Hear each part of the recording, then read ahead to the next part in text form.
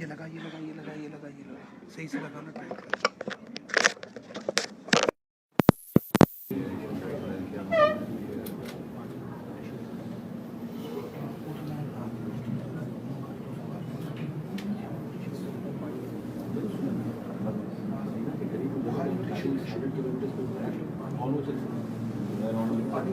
چڑھائی پہ اٹھتے چلا پیٹرول بھی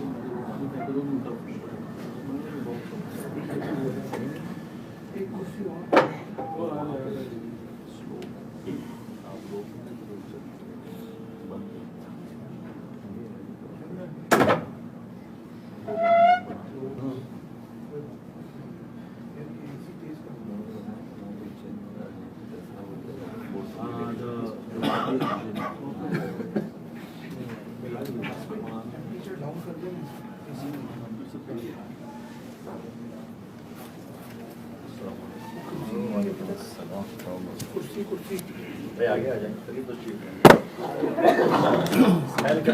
آگے آ جائیں قریب آ جائیں اس طرف سے آ جائیں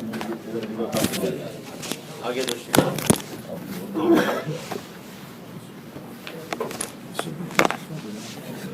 نیچے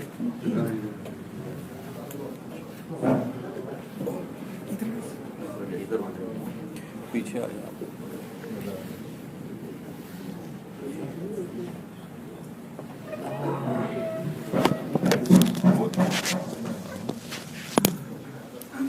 وہ لگا کے نہیں کریں گے جی مولانا. پہلے تو آپ کر رہے ہیں نا بیان میں تھوڑی سی ریکارڈ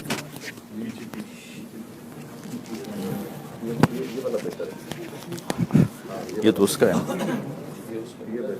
پہلے یہ کیسے کرو گے کھڑے ہو کے بیٹھ کے آپ ٹھیک چلو یار کرسی لاؤ گھوڑا ہو گیا کرسی کون چھوڑ وہ لے لے آگے آگے آگے لگ گئی آئیے پہلے اس کو پہناؤ یہ اس کو دینا ہے اچھا اچھا ٹھیک یہ یہاں لے آؤ آپ تھوڑا دور ہو جائے تھوڑا دور تھوڑا دور ہو جائے یہاں لے آؤ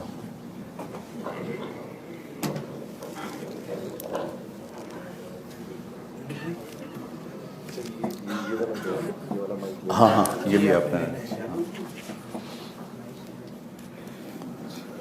بسم اللہ الرحمن الرحیم والصلاة والسلام علی رسولہ الکریم وعلی آلہ وصحبہ اجمعین اما بعد.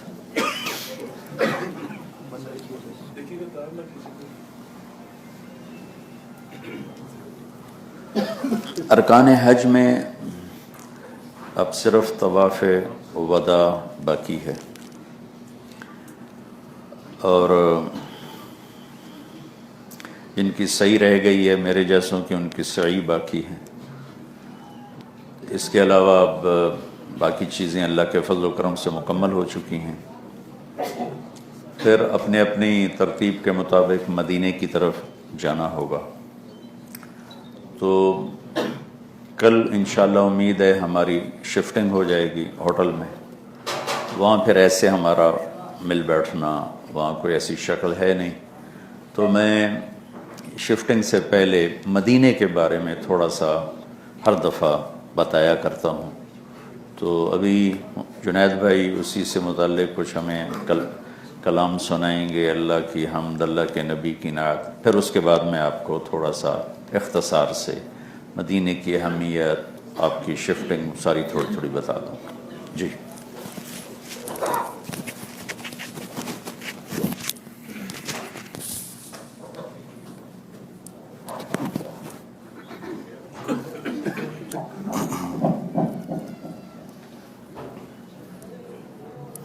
یہ ایک نئی نعت ہے, میں آپ کو میں تو امتی ہوں اے شاہ امم, کر دے میرے آقا اب نظر کرم میں تو امتی ہوں اے شاہ امم کر دے میرے آقا اب نظر کرم میں تو بے سہارا ہوں دامن بھی ہے خالی نبیوں کے نبی تیری شان ہے نرالی میں تو امتی ہوں اے شاہ امم کر دے میرے آقا اب نظر کرم غم کے اندھیروں نے یوں گھیرا ہوا ہے آقا دشوار اب جینا میرا ہوا ہے جس کی نہ بات کوئی رب نے بھی ٹالی جس کی نہ بات کوئی رب نے بھی ٹالی نبیوں کے نبی تیری شان ہے نرالی میں تو امتی ہوں اے شاہ امم کر دے میرے آقا اب نظر کرم جس کو بلایا گیا وہی عرش بری پر آپ کے سوا ایسا کوئی نہیں ہے بگڑی بنا دو میری طیبہ کے والی بگڑی بنا دو میری طیبہ کے والی نبیوں کے نبی تیری شان ہے نرالی میں تو امتی ہوں اے شاہ امم کر دے میرے آقا اب نظر کرم کر دے میرے آقا اب نظر کرم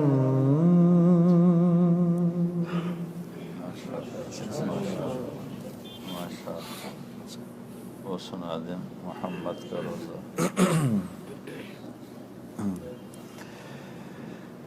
مدینہ مدینہ مدینہ مدینہ مدینہ مدینہ مدینہ مدینہ محمد کا روزہ قریب آ رہا ہے بلندی پہ اپنا نصیب آ رہا ہے فرشتوں یہ دے دو پیغام ان کو کہ خادم تمہارا سعید آ رہا ہے کہ خادم تمہارا سعید آ رہا ہے مدینہ مدینہ پڑھیں مدینہ مدینہ مدینہ مدینہ مدینہ مدینہ بڑا لطف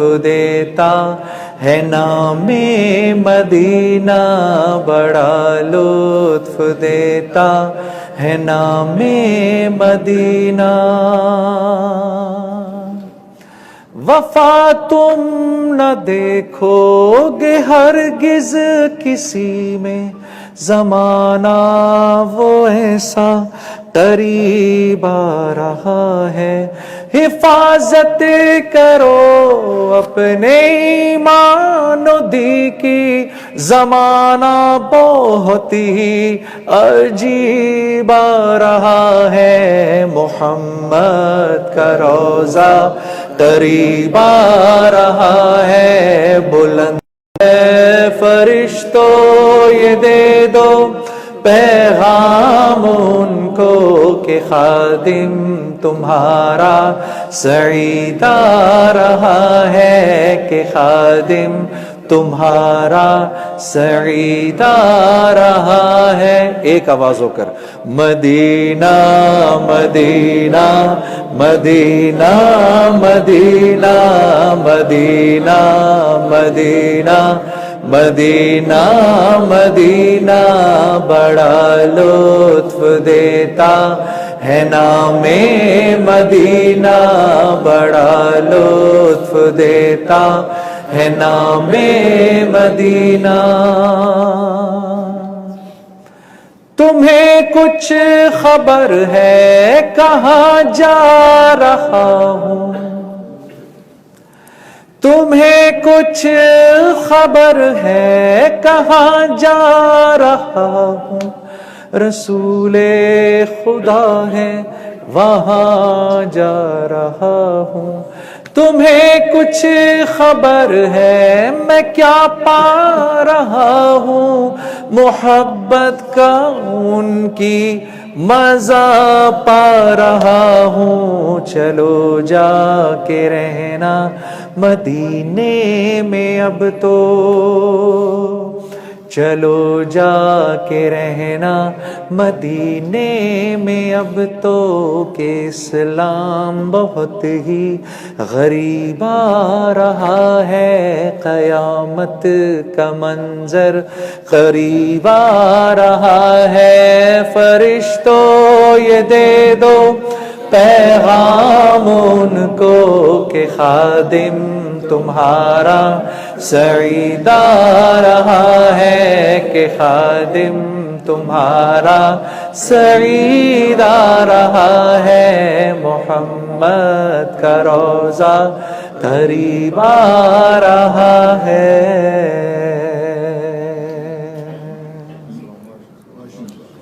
اجازت میرے ہاتھ, کوئی اور سنیں؟ میرا دل بدل گیا. یہ تو مطلب کبھی نہیں ختم ہوگا. نہیں وہ دعا مولوی صاحب کا حکم دعا جی, بس ایک اور جی مولانا کا حکم جی. مفتی تقی عثمانی صاحب کا کلام.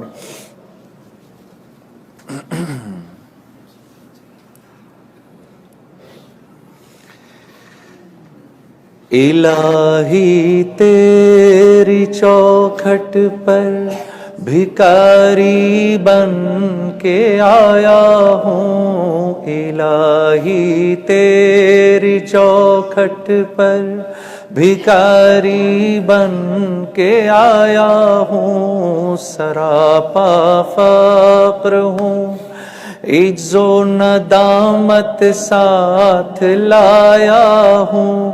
بھکاری وہ کہ جس کے پاس جھولی ہے نہ پیالہ ہے, بھکاری وہ جسے حرص و ہوس نے مار ڈالا ہے. متاع دین و دانش نفس کے ہاتھوں سے لٹوا کر, سکون قلب کی دولت ہوس کی بھیٹ چڑھوا کر, لٹا کر ساری پونجی غفلت و عصیاں کی دلدل میں سہارا لینے آیا ہوں.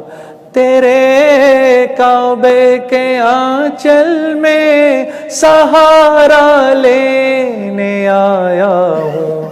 تیرے کعبے کے آنچل میں گناہوں کی لپٹ سے کائنات قلب افسردہ, ارادے مزمحل ہمت شکستہ حوصلے مردہ, کہاں سے لاؤں طاقت دل کی سچی ترجمانی کی, کہ کس جھنجھال میں گزری ہے گھڑیاں زندگانی کی. خلاصہ یہ کہ بس جل بھن کے اپنی روح سیاہی سے سراپا فقر بن کر اپنی حالت کی تباہی سے تیرے دربار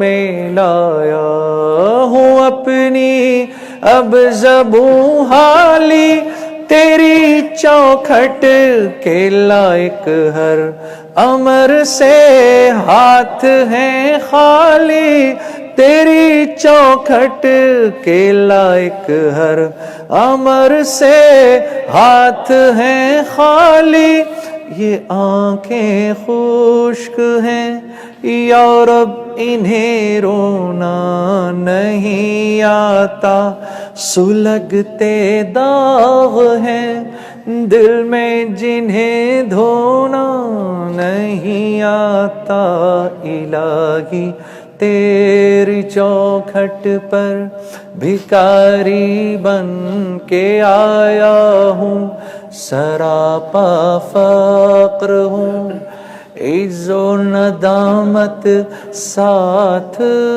لایا ہوں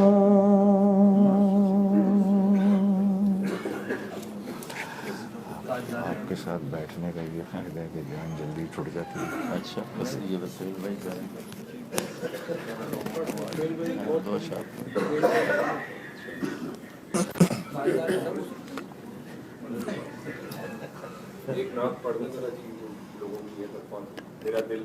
ارے پڑھتے ہیں بھائی میرا دل بدل پڑھتا یہ پڑھ دوں جوڑ دوں تھوڑی تھوڑی تھوڑی جی ٹھیک مت صاحب یہ بہتر ہے. اچھا جی ٹھیک جی. میرا دل بدل دے او میرا دل بدل دے میرا غفلت میں ڈوبا دل بدل دے پڑھیں میرے ساتھ میرا غفلت میں ڈوبا دل بدل دے میرا غفلت میں ڈوبا دل بدل دے خدایا رحم فرما دل بدل دے میرا غفلت میں ڈوبا دل بدل دے گناہ گاری میں کب تک عمر کاٹوں گناہ گاری میں کب تک عمر کاٹوں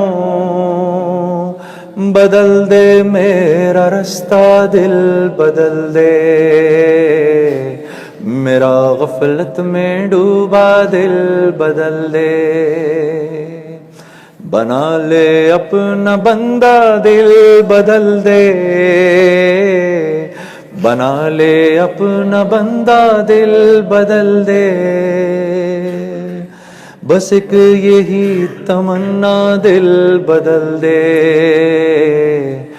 میرا غفلت میں ڈوبا دل بدل دے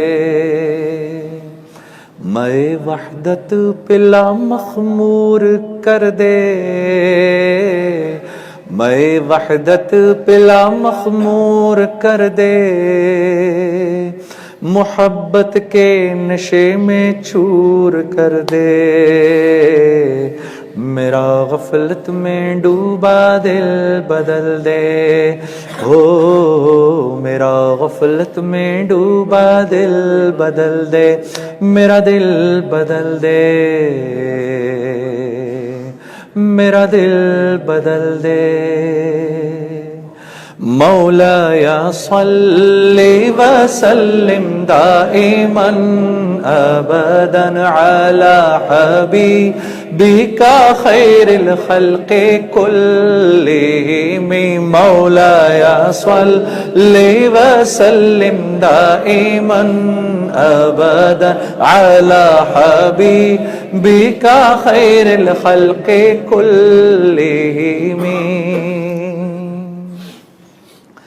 نہ کوئی آپ سا ہوگا نہ کوئی آپ جیسا تھا نہ کوئی آپ سا ہوگا نہ کوئی آپ جیسا تھا. کوئی یوسف سے پوچھے مصطفیٰ کا حسن کیسا تھا. زمین و آسمان میں کوئی بھی مثال نہ ملی. مولایا صلی وسلم دائما ابدا علی حبیبک خیر الخلق کلہم. رسول اللہ حبیب اللہ امام المرسلین. رسول اللہ حبیب اللہ امام المرسلین. کوئی بھی بات ہو ہر حکم ان کا معتبر ایسا کہ ان کا ہاں نہیں کہنا بھی ہے قرآن کے جیسا. کہ ان کا ہاں نہیں کہنا بھی ہے قرآن کے جیسا. حدیث پاک کہلائیں جو باتیں آپ نے کہیں. مولایا صلی وسلم دائما ابدا علی حبیبک خیر الخلق کلہم. اونچا پڑھ دیں ایک بار. مولایا صلی وسلم دائما ابدا علی حبیبک خیر الخلق کلہم. دلیل زندگی وہ ہے کمال بندگی وہ ہے. کوئی بھی دور ہو اس میں معراج آدمی وہ ہے. دلیل زندگی وہ ہے کمال بندگی وہ ہے. کوئی بھی دور ہو اس میں معراج آدمی وہ ہے. وہی تو دین و دنیا ہے جو باتیں آپ نے کہیں. مولایا صلی وسلم دائما ابدا علی حبیبک خیر الخلق کلہم.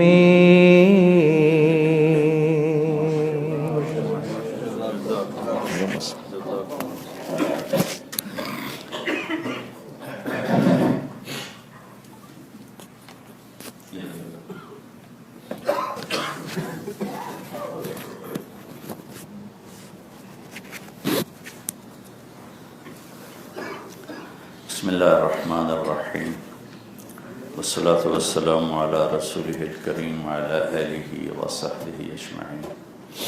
اللہ تعالیٰ کے محبوب صلی اللہ علیہ وسلم کا فرمان ہے ان اللہ تخیر القبائل فاختار العرب. اللہ نے سارے قبائل آدم علیہ السلام کی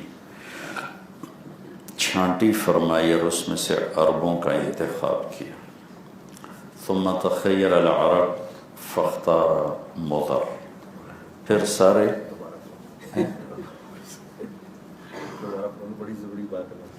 چلو دوبارہ کہہ دیتا ہوں. جناب رسول اللہ صلی اللہ تعالی علیہ وسلم کا فرمان ہے ان اللہ تخیر القبائل فاختار العرب.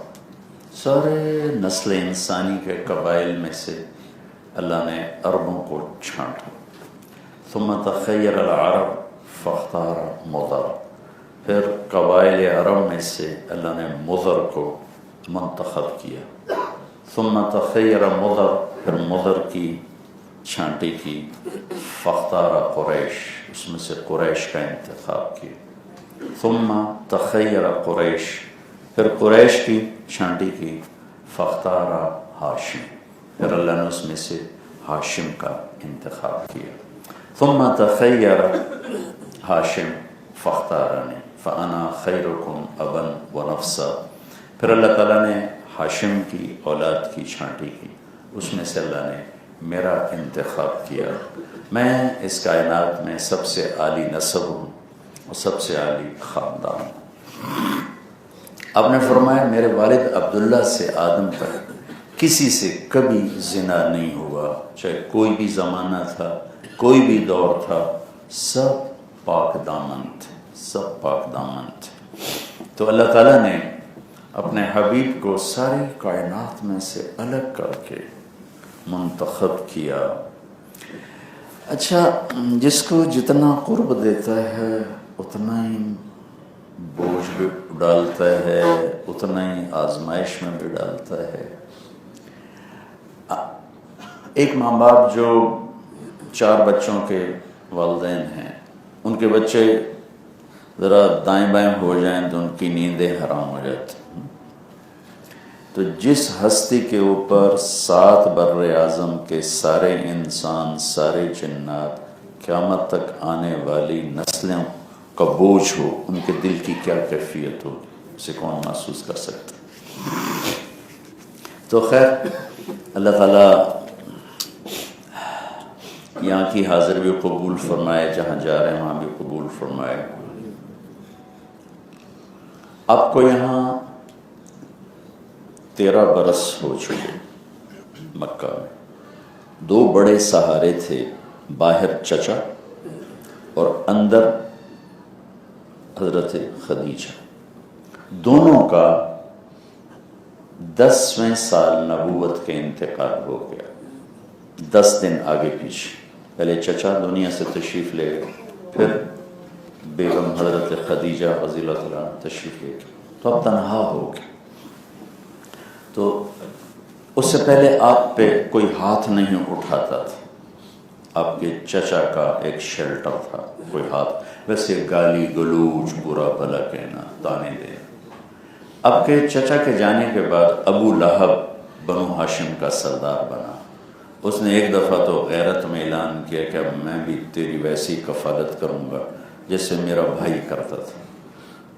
ابو جہل کو پتہ چلا تو اس نے آ کے تانا دیا، تو کرے گا؟ تبت یدا ابی لہب بھول گیا۔ اس کے بعد انہیں آ کے اعلان کر دیا میرا اپنے بھتیجے سے کوئی واسطہ نہیں۔ تو پھر وہ بہت شدت بڑھ گئی۔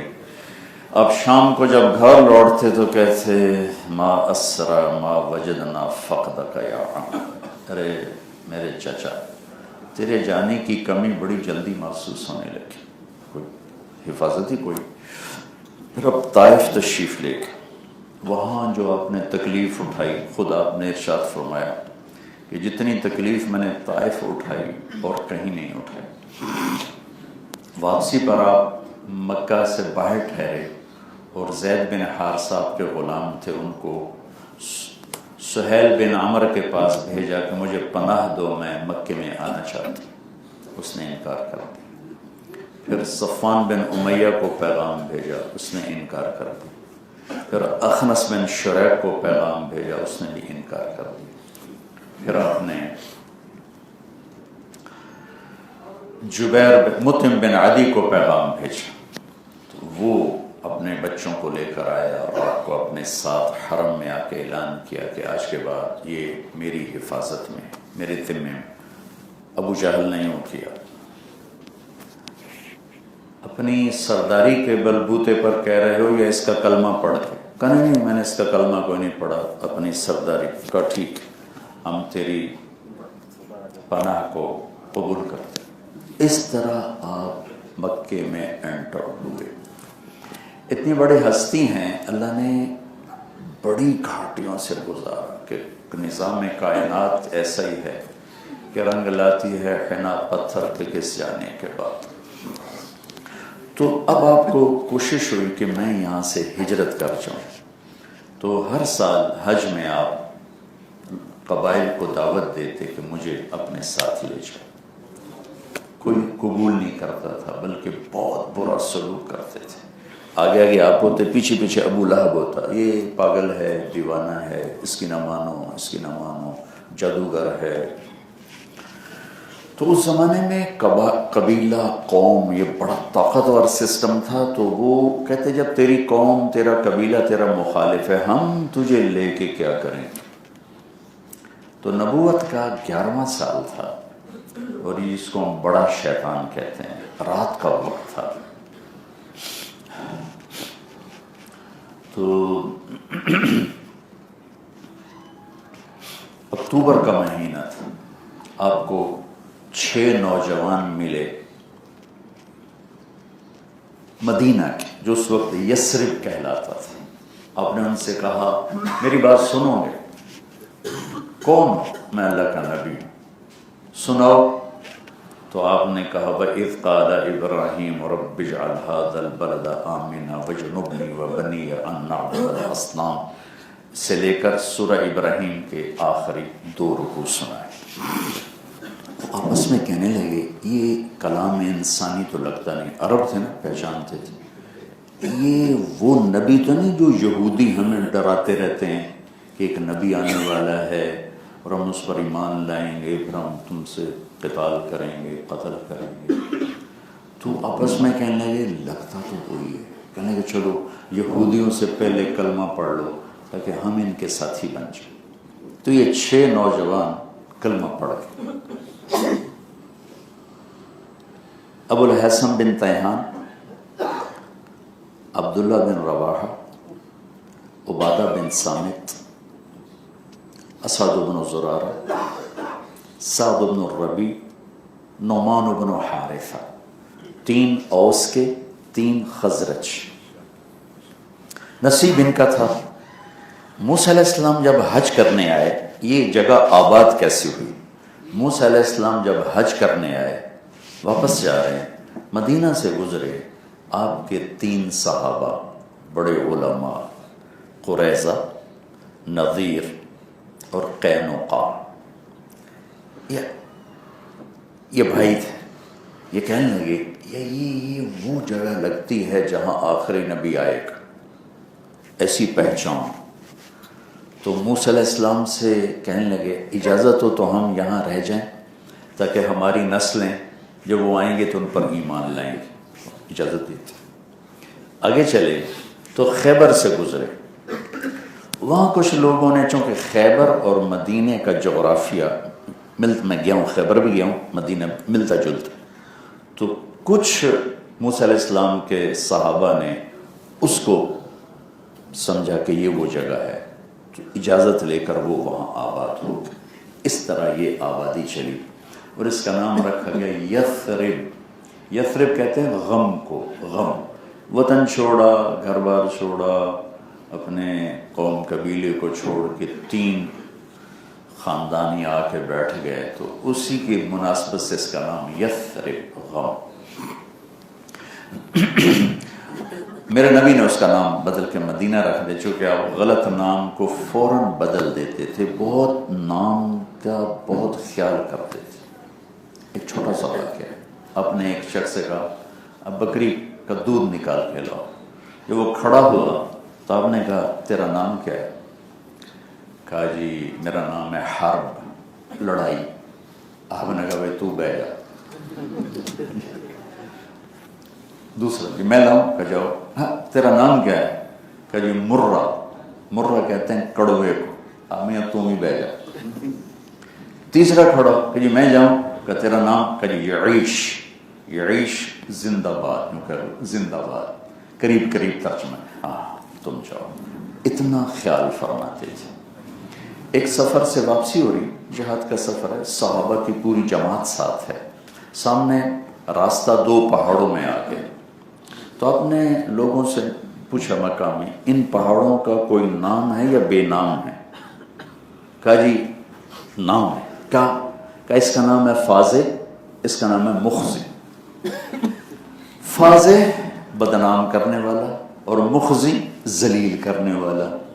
تو اتنے بڑے رسول، 2 پتھر کے ٹیلے، لیکن آپ نے سارے لشکر کو وہاں سے ہٹا کر پہاڑ کے اوپر سے چکر کاٹ کے راستہ رکھا. نام کا اتنا، آپ نام کی اتنی فال لیتے تھے. آج کل میں بچوں کے نام سنتا ہوں حیران ہوتا ہوں، پتہ نہیں کی نام رکھی جاندے، جڑا منہ چمدا ٹھوک دیں، جڑا منہ چمدا ٹھوک دیں. ارے بھائی یہ کہاں دیکھا؟ اور جب وہ دیکھا تھا، وہ ٹی وی میں سنا تھا، پتہ نہیں کتاب میں دیکھا تھا. ماں باپ کا پہلا حق ہے بچے کا نام صحیح رکھے، جس کا کوئی اچھا مطلب بنتا. یہ پہلا حق اولاد کا. تو نصیب کیا ہوا کہ قریظہ کی اولاد، قینقاع کی اولاد اور نذیر کی اولاد انہوں نے انکار کر دیا، اور یہ اوس اور خزرج تو ہجرت کر کے آئے تھے یہاں، اور ان کو اللہ، یہ یمنی لوگ ہیں، یمنی، اوس اور خزرج دونوں بھائی تھے، یہ یمن سے مائگریٹ ہوئے، چلتے چلتے یہاں آئے، ان کی نسلوں کو اللہ نے ایمان نصیب فرما دیا، اور ان کا حال یہ تھا کہ حی بن اخطب، حضرت صفیہ کے والد حی بن اخطب، بنو قریظہ کے سردار۔ اب مدینے جائیں گے نا، یہ مدینہ ہے، یہ مدینہ ہے، یہاں بیٹھے تھے بنو قینقاع، یہاں بیٹھے تھے، اور یہاں آ گئی مسجد قباء، اور یہاں آ گئے بنو قریظہ، اور یہاں تھے بنو نذیر۔ یہ مدتوں سے آتے آتے ڈھونڈتے کتابوں کی مدد، نقشوں کی مدد سے یہ سارا اسکیچ میرے سامنے آیا، آگے پیچھے تھوڑا بہت ہو سکتا ہے۔ تو وہ کہتے ہیں جب اللہ کے نبی ہجرت کر کے پہنچے تو میرے والد نے اپنے بھائی کو بھیجا کہ جاؤ پتہ کر کے آؤ یہ وہی ہے یا کوئی اور ہے۔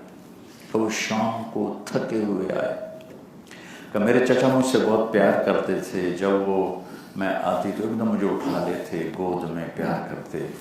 تو جب وہ یثرب سے واپس آئے تو میں دوڑ کے گئی ملنے، تو مجھے جھٹک کے یوں پھینک دی، تو میں بڑی حیران ہوں کہ یہ کیا ہے۔ تو میرا باپ چچا دونوں جا رہے ہیں، تو میرا باپ پوچھتا ہے ہوا کیا وہی ہے؟ وہ کہتا ہے میرا چچا واللہ ہوا اللہ کی قسم وہی ہے۔ تو میرا باپ کہتا ہے پھر کیا کرنا ہے؟ کہ مرتے دم تک نہیں ماننا، مرتے دم تک نہیں ماننا، عداوتہ ما بقیت۔ ان کا نصیب ہرا۔ یہ 6 نوجوان کلمہ پڑھ گئے، بھائی ہم اگلے سال آئیں گے۔ اگلے سال 12 آئے، 5 ان میں سے اور 7 اس کے علاوہ، اور بیعت ہوئی یہاں منا میں۔ اس سے اگلے سال 72 آئے۔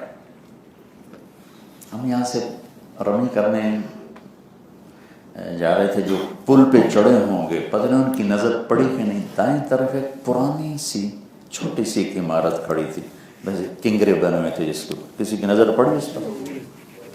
یہ وہ جگہ ہے جہاں 72 آدمیوں نے اللہ کے نبی کے ہاتھ پر بیعت فرمائی کہ وہ جگہ یہ پہلے بالکل پہاڑوں میں گھری ہوئی تھی، تو موجودہ حکومت کو اللہ جزائے خیر دے، انہوں نے حجاج کی سہولت کے لیے بڑے بڑے پہاڑ یہاں سے ہٹ، یہ سارے پہاڑ ہی پہاڑ تھے جیسے صاف کر، اور وہ جگہ کھل کے سامنے آ گئی۔ یہاں 70 مرد 2 عورتیں، ام منی ام عمارہ، اور 70 مرد، یہ 72 افراد آدھی رات کے بعد منا کی راتوں میں 11ویں تھی 12ویں تھی یا 13ویں تھی جمع ہوئے، اور یہاں آ کر بیعت ہوئی۔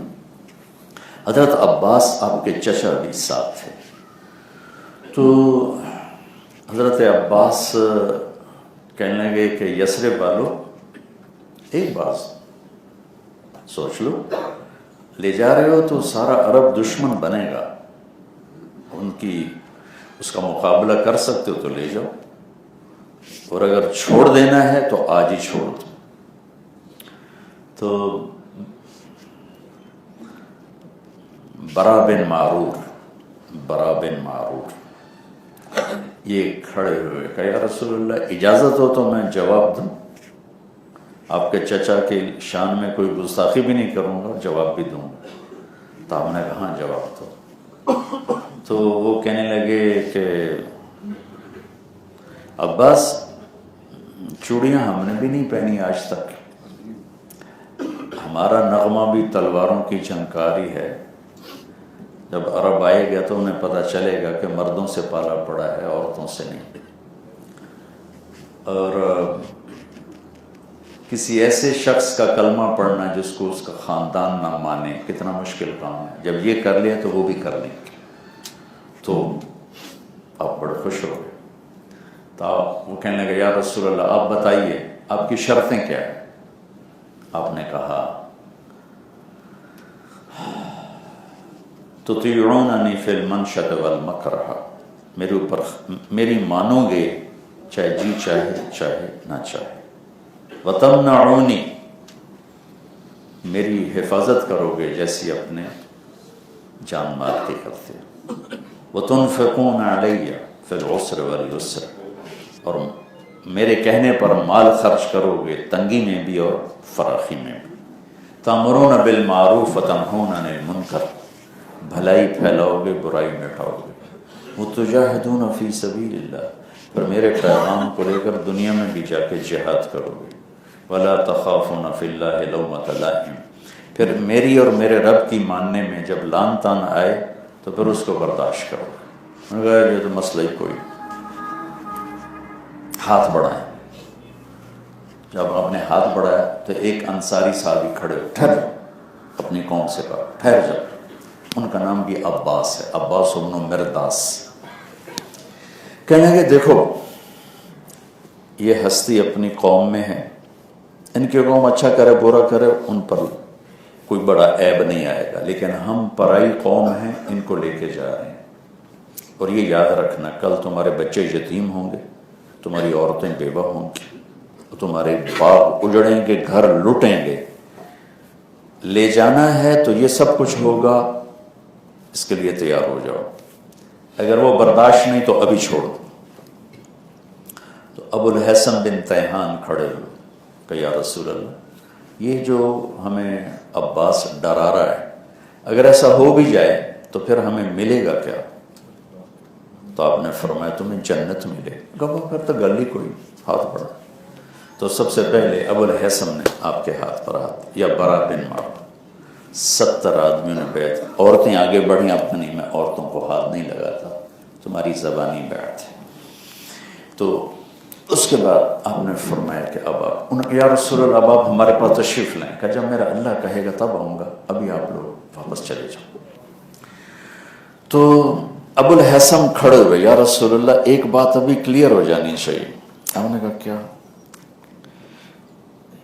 کل اللہ آپ کو فتح دے اور عرب آپ کے تابع ہو جائے تو اب ہمارا شہر چھوڑ کے اپنے مکے واپس تو نہیں آؤ گے، ہمارے پاس ہی رہیں گے نا؟ تو آپ نے مسکراتے ہوئے فرمایا کہ میرا جینا بھی تمہارے ساتھ ہے، میرا مرنا بھی تمہارے ساتھ ہے۔ جب مکہ فتح ہوا 8 ہجری میں تو آپ صفا پہاڑ پہ دعا مانگیو، لمبی دعا کرو، لمبی۔ تو نیچے انصار مدینے والے آپس میں کہنے لگے لگتا ہے گھر کی محبت نے پکڑ لیا ہے، اب نہیں جاتے ہمارے ساتھ۔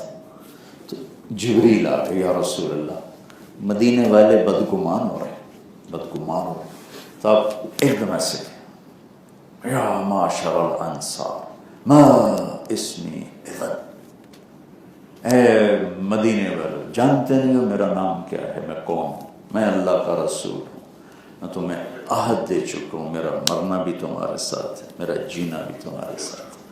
وہ سارے مدینے والے رونے لگے کہ یا رسول اللہ یہ بدگمانی ایمان کی کمی کی وجہ سے نہیں ہوئی، یہ بدگمانی محبت کی زیادتی کی وجہ سے ہوئی، کہ محبت کی زیادتی بھی بدگمان کر دی۔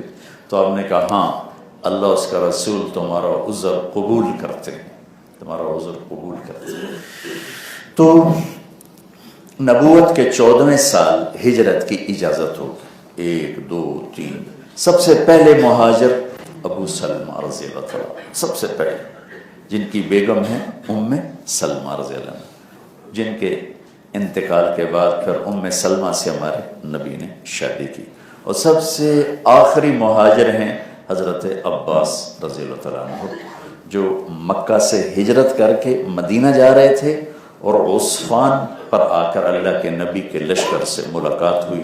آپ مکے پہ چڑھائی کرنے آ رہے تھے تو آپ نے کہا عباس تو آخری مہاجر ہے، تیرے بعد اب کوئی مہاجر نہیں۔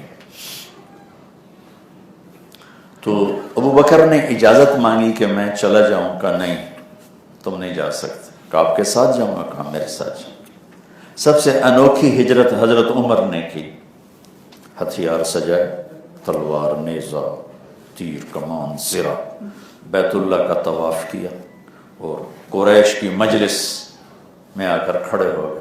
جو یہ چاہے کہ اس کے بچے یتیم ہوں، اس کی بیوی بیوہ ہو، تو یہ میں جا رہا ہوں، آ جاؤ. ایک نہیں اٹھا، سارے چپ کر کے بیٹھے گئے. صرف حضرت عمر ایسے نکلے، باقی سارے چھپتے چھپاتے. تو 27 صفر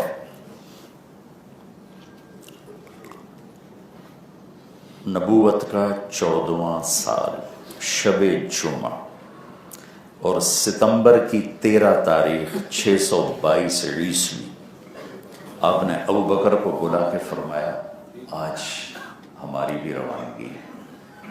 کہ ابو جہل نے ساری میٹنگ بلا کر یہ فیصلہ کیا کہ یہ آہستہ آہستہ نکلے جا رہے ہیں، لہذا ایسا کرو آج رات ہر قبیلے کا ایک آدمی اس کے گھر کو گھیرے میں لے لو، جب صبح نکلے اس کو قتل کرو، تاکہ کسی ایک قبیلے پر قتل آئے نہیں تو سارے قبیلوں کا بنو ہاشم مقابلہ کر نہیں سکتے، تو اس طرح ہمارا کام بھی ہو جائے گا اور کوئی جنگ میں نہیں ہوگی.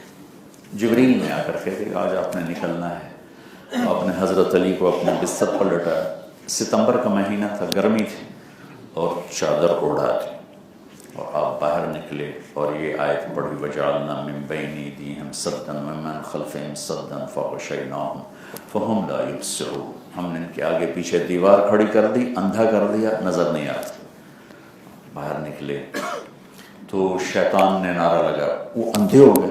آپ نکل گئے، اور نکل گیا تمہارا مطلوب نکل گیا. تو انہوں نے ایسے ایسے آنکھیں چوندی آ گئی تو ایسے دیکھا تو حضرت علی کو لیٹے ہوئے تھے. تو چند ایک نے پتھر اٹھائے اور مارے تاکہ یہ چہرے سے کپڑا ہٹائے.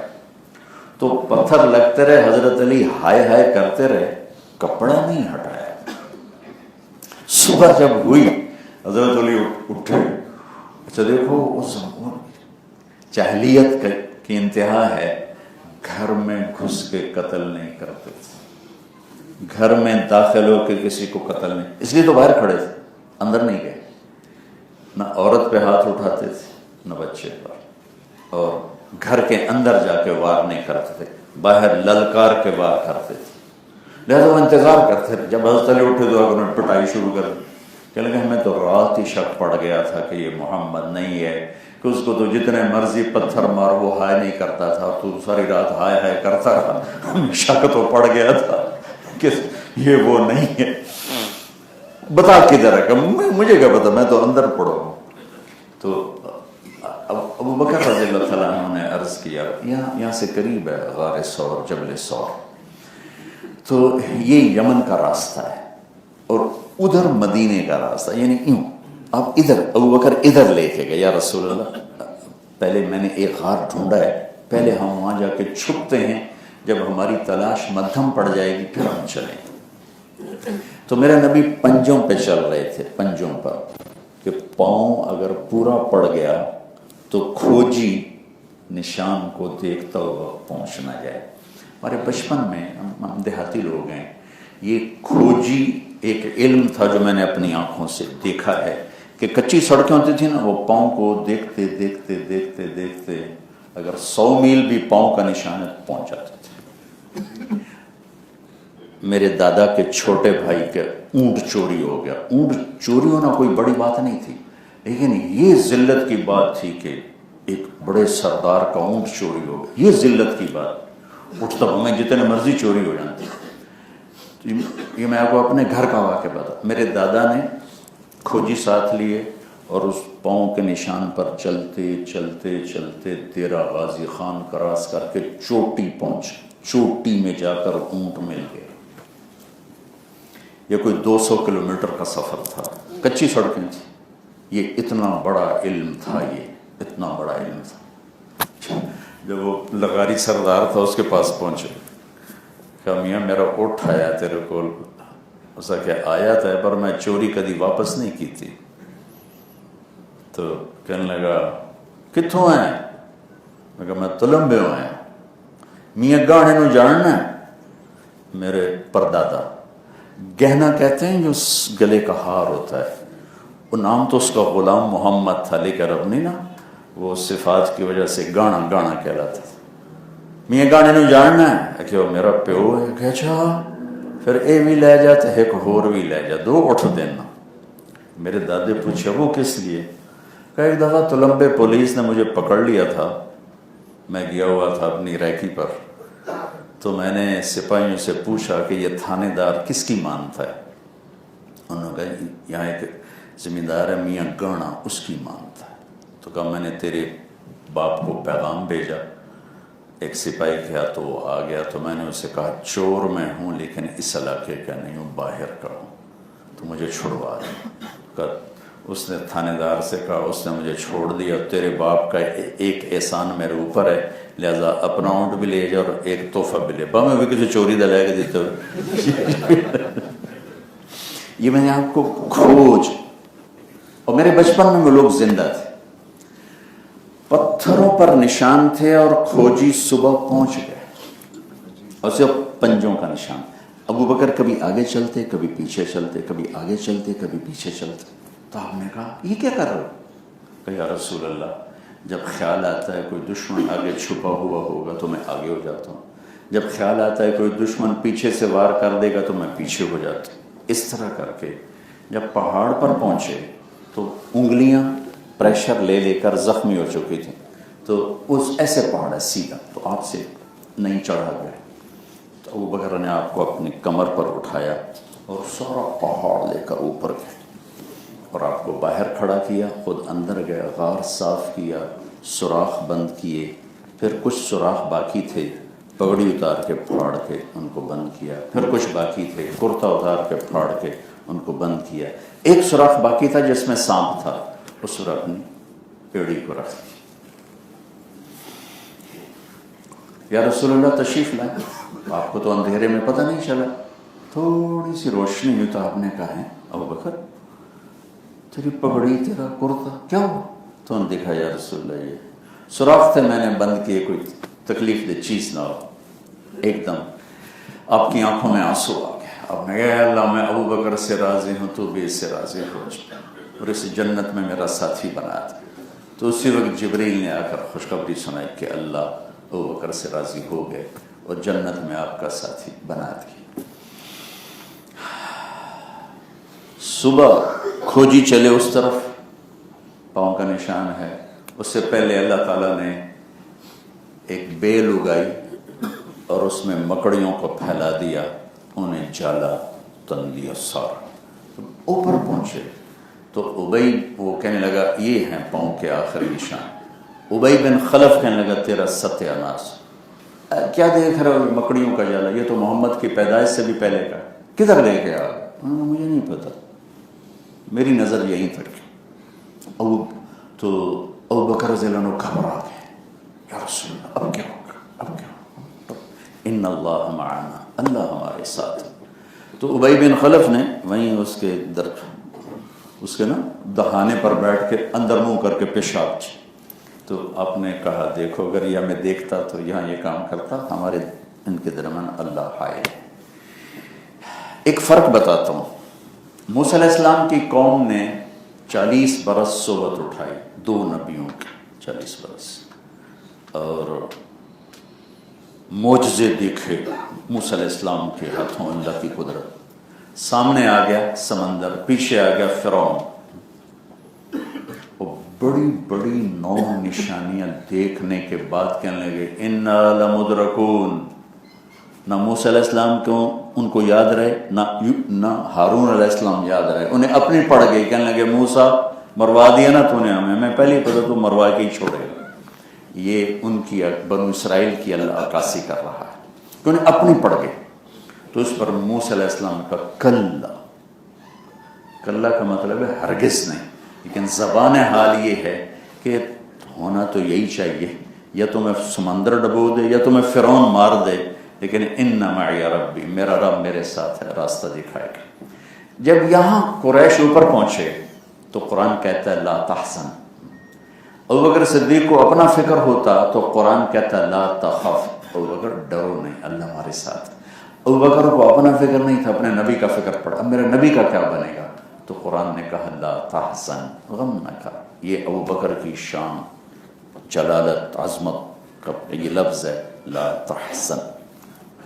27 کی رات، 28 کی رات، 29 کی رات، 3 راتیں 2 دن، جمعہ ہفتہ، 2 دن، جمعرات کو گئے، جمعہ ہفتہ، اتوار کی 29 کا چاند تھا، 29 کا یکم ربیع الاول کو آپ یہاں سے نکلے. 16 ستمبر 622. ابوبکر کے ساتھی تھے عبداللہ بن اریقط جو رہبر بنے، کلمہ نہیں پڑھا تھا لیکن ابوبکر کے دوست تھے، وہ آپ کو خفیہ راستے سے لے کر چلے. اور عامر بن فہیرہ ابوبکر کے غلام. اور جب آپ مکے سے جب آپ باہر نکلے نا تو آپ نے مکے کی طرف نظر کی تو آپ نے دیکھا کہ مکے کے ٹمٹماتے چراغ تھے. تو آپ نے کہا اے مکہ تو مجھے کتنا پیارا ہے، میری قوم نہ نکالتی میں تمہیں چھوڑ کے کبھی نہ جاتی. تو اس کے بعد آپ وہاں سے نکلے ہیں. وہ چلتے چلتے چلتے چلتے بیچ کے واقعات میں کٹ کر دیتا ہوں. ایک واقعہ ضرور سناتا ہوں. رابغ وہاں بھوک لگی، ایک بڑھیا کا خیمہ تھا، ام معبد، ان کا نام اصل ہے عاتقہ ان کا نام ہے، ام معبد سے وہ مشہور ہے. کہنے لگے ماں جی کچھ کھانے کو ملے گا؟ کہ بیٹا قحط کا زمانہ ہے، کچھ نہیں. ایک بکری کھڑی تھی مری ہے بالکل ختم. آپ نے کہا میں اس سے دودھ نکال لوں؟ کہ بیٹا تو خود بھی دیکھ رہا ہے اس بیچارے پہ تو جان ہی نہیں، تو دودھ کہاں سے دے گی؟ کہ اب مجھے اجازت دیں. کہاں؟ چونکہ وہ ایک عجب سی بات کا مطالبہ تھا تو وہ آپ کو غور سے دیکھتی رہی کہ یہ کیا کر رہا ہے.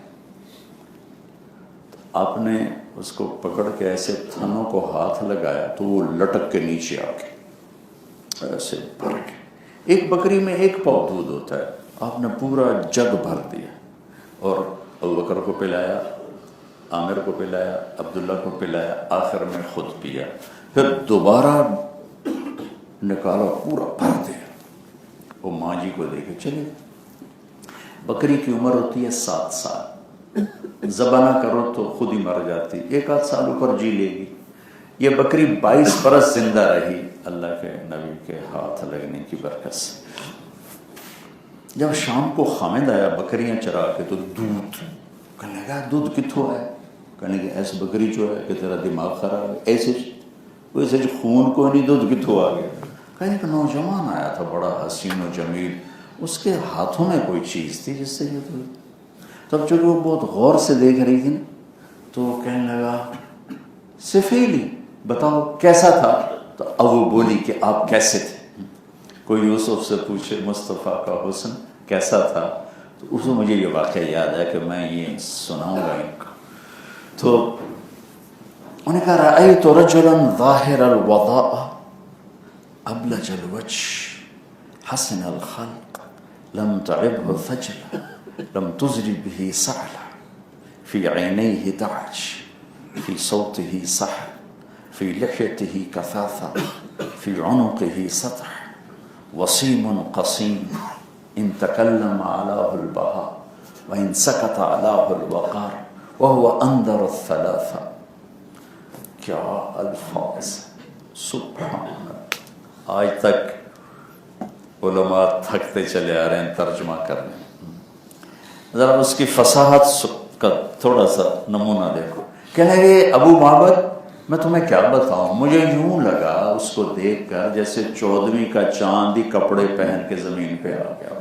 مجھے تو یوں لگا جیسے چاند ہی زمین پہ اتر آیا. ابلج الوجه ظاہر الوضاء، حسن کا پیکر، نہ پیٹ نکلا ہوا نہ سر سے گنجا، سر سے لے کر پاؤں تک سیدھا جسم. وسیم قسیم، وسیم کسے کہیں؟ جس کو دیکھنے سے جی نہ بھرے اسے کہتے ہیں وسیم.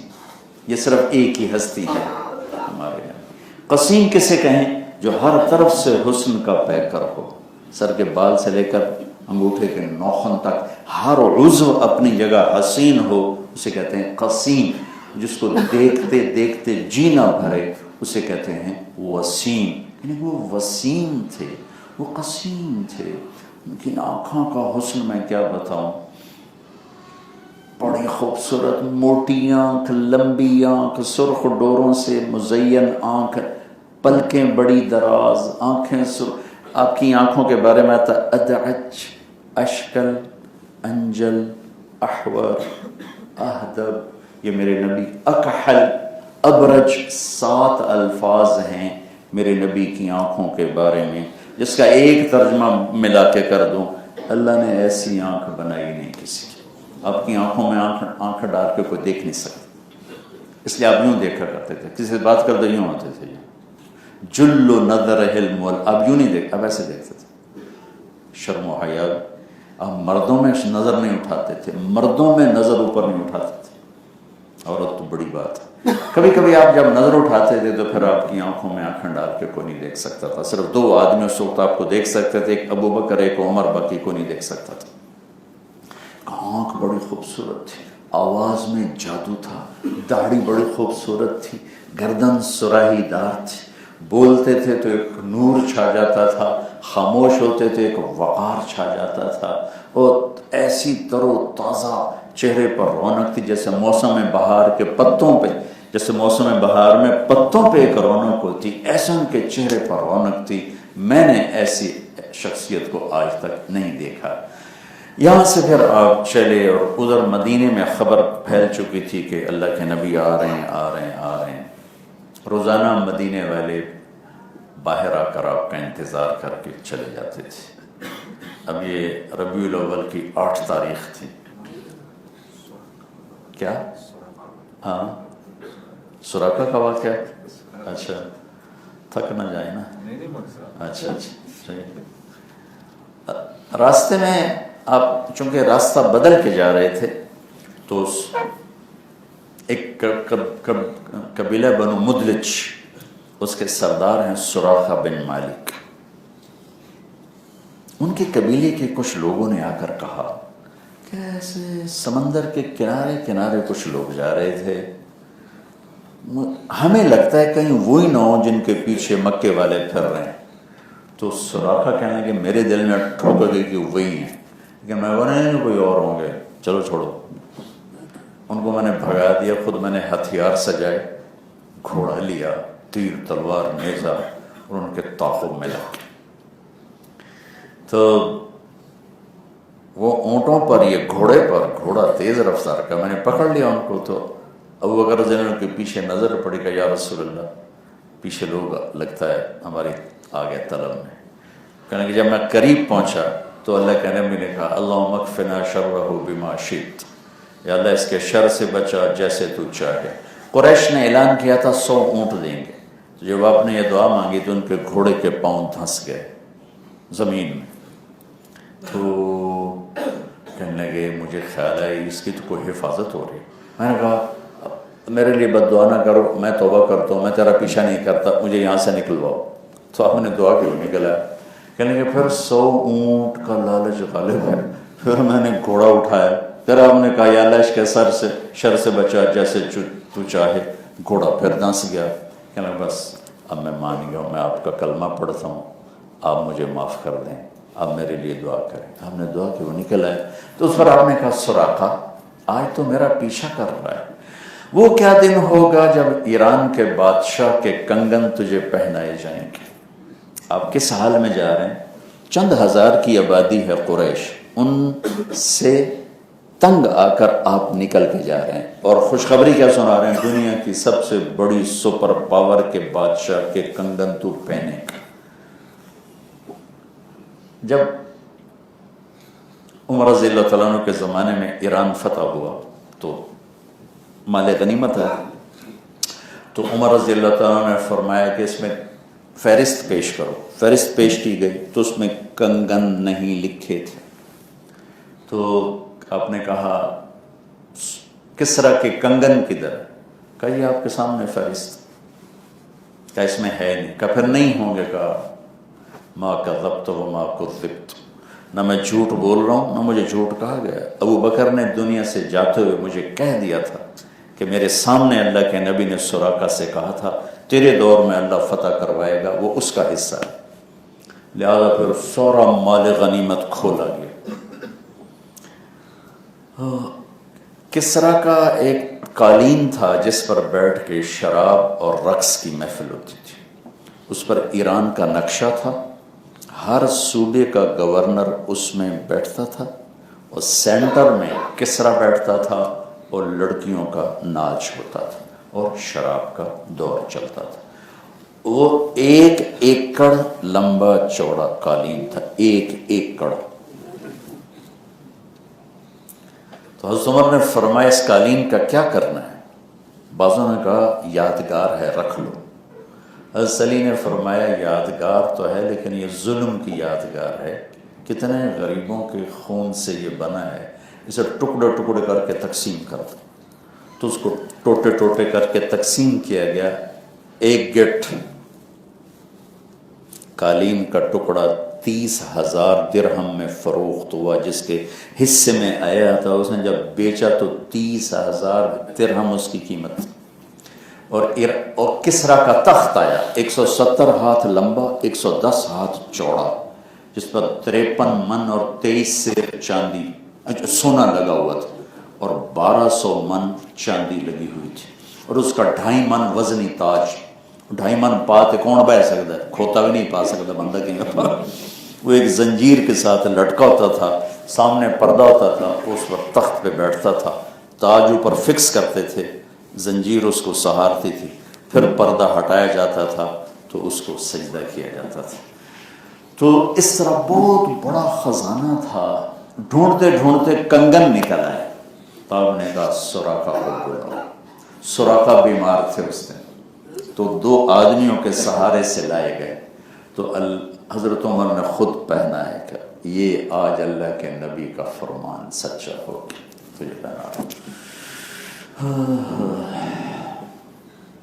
مدینے والے انتظار کر کے چلے جاتے. یہود کا علم دیکھو. 8 ربیع الاول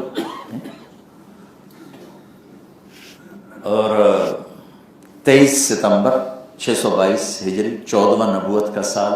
ایک یہودی بنو قینوقا جو قبا اور مدینے کے درمیان قبیلہ تھا. یہ قبا، یہ قینوقا، یہ مدینہ، یہ یہاں رہتا ہے. یہ اپنے ایک ٹیلے پر چڑھا، چھوٹے چھوٹے پہاڑیاں تھیں. تو اس نے دور دیکھا نا تو قبا سے پرے غبار نظر آیا. غبار اس نے لوگ نہیں دیکھے، صرف غبار دیکھا. اتنا کامل علم تھا ان بد نصیبوں کا کہ انہیں آنے کی تاریخ تک معلوم تھی.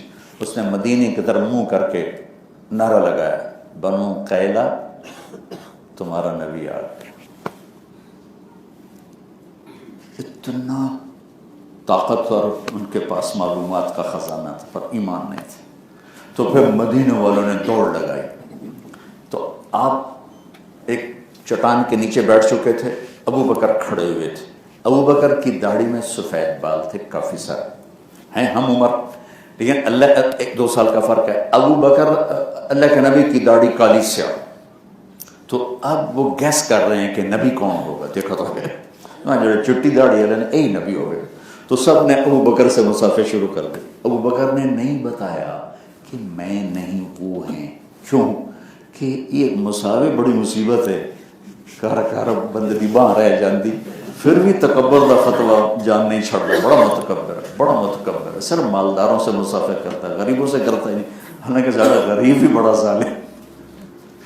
تو آپ نے کچھ نہیں بتایا. سارے مسافر ہو گئے اور لوگ انہی کے گرد ہیں. اتنے میں چٹان سے ذرا اوپر سورج آ گیا. تو صدیق نے دوڑ کے لپک کے چادروں پر ایسے پھیلائی. پھر وہ مدینے والوں کو پتہ چلا کہ سارے مسافر ہی غلط ہو گئے. تو اس کے بعد پھر وہ قبا والے بھی آ گئے، مدینے والے بھی آ گئے. تو آپ کو حضرت ابھی وہ مسلمان نہیں ہوتے، کلثوم بن حدم ان کے گھر میں آپ کو مہمان ٹھہرایا گیا. تو جب آپ تشریف فرما ہوئے تو غلام نے کہا نجی کلثوم رضی اللہ تعالیٰ، نجی کھجوریں لاؤ. نجی نوکر تھا. نجی کہتے ہیں کامیاب ہونے والا. تو میں نے پہلے کہا تھا آپ نام سے فال لیتے تھے. آپ نے کہا لو بھی ہماری ہجرت کامیاب ہو گئی، کھجوریں لاؤ.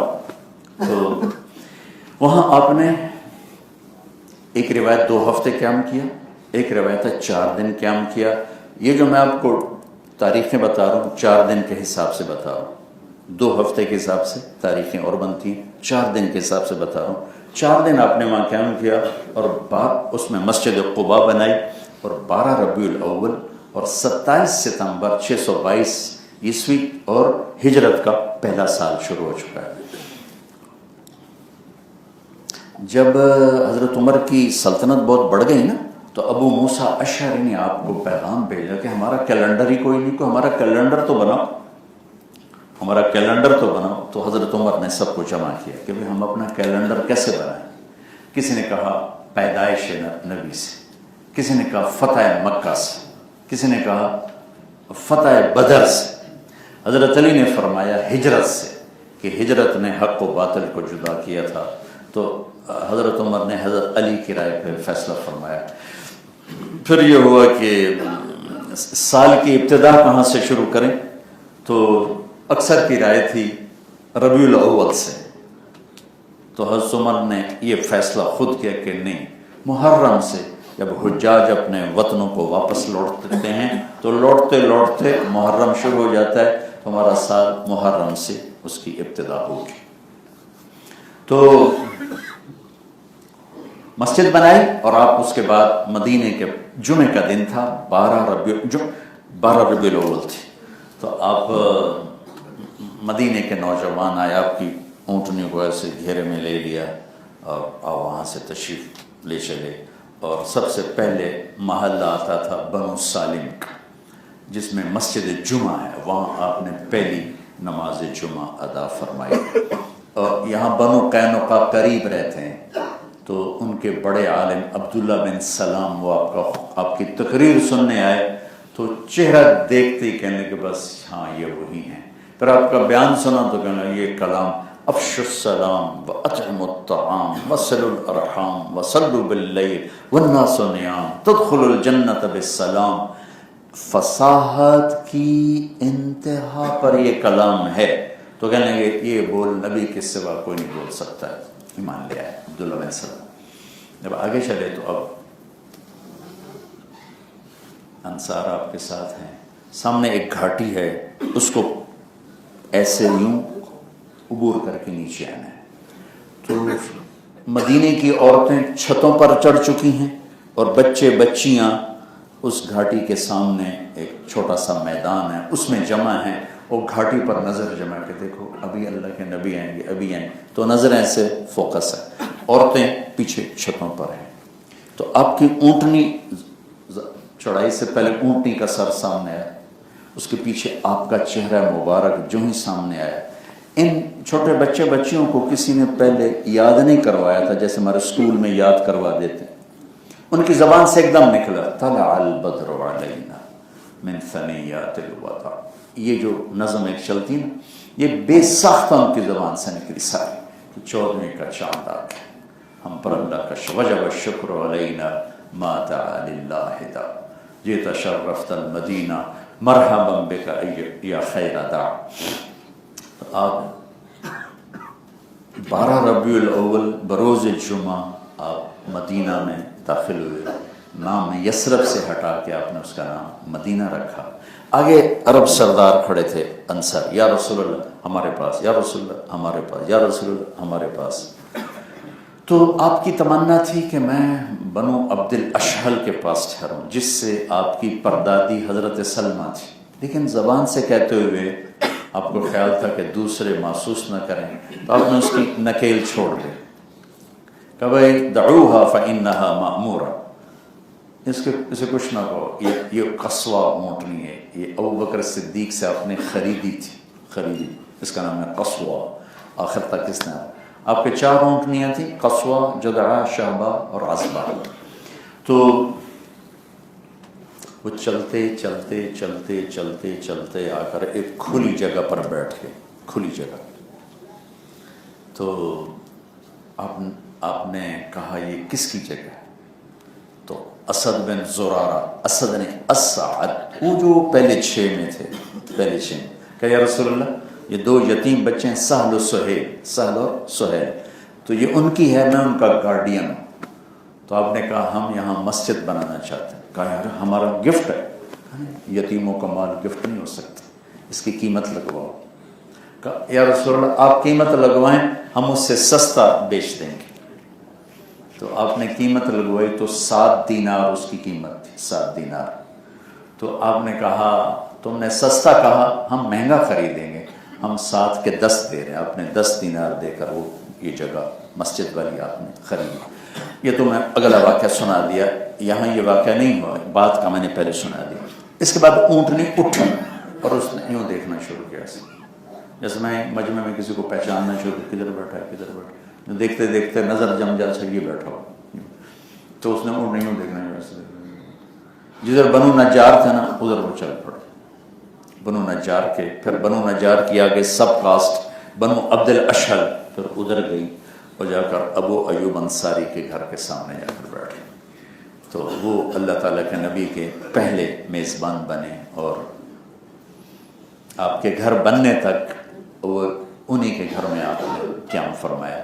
10 برس آپ نے وہاں قیام کیا، پھر 11ویں سال آپ نے آ کے، 10ویں سال کے آخر میں آپ نے آ کے حج کیا، اور 11واں نبوت کا سال یعنی ہجری، 11 ہجری 29 صفر عصر کی نماز آپ نے پڑھائی اور جنت البقیع گئے۔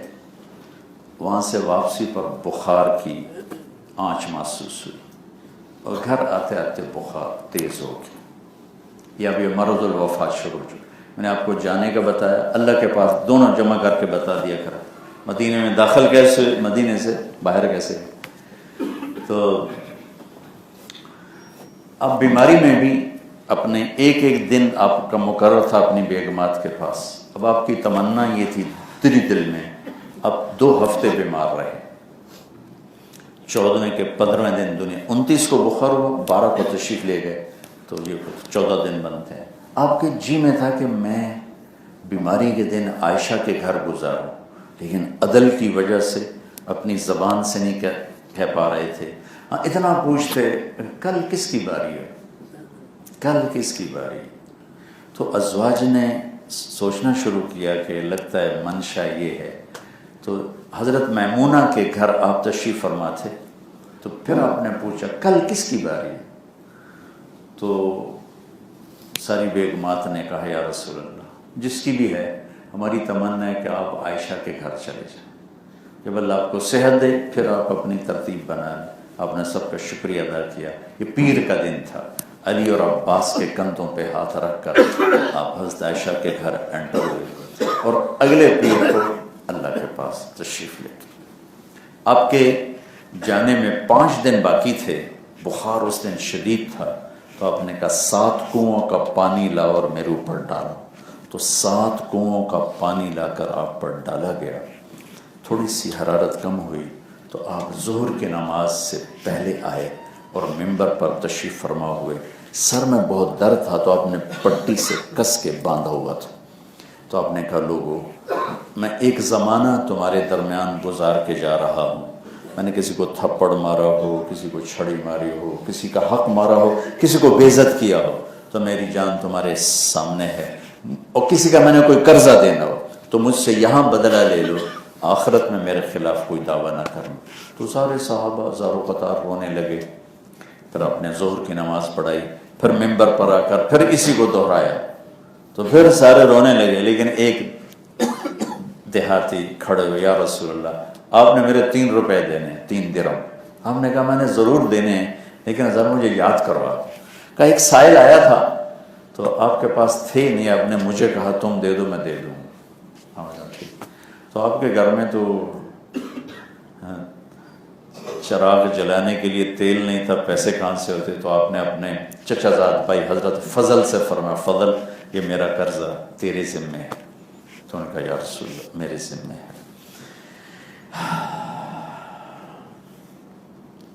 جمعرات تھی تو آپ عشاء کی نماز کے لیے اٹھنے لگے، غش آ گیا اور گر گئے، اور آپ کو ہوش آیا، نماز ہو گئی؟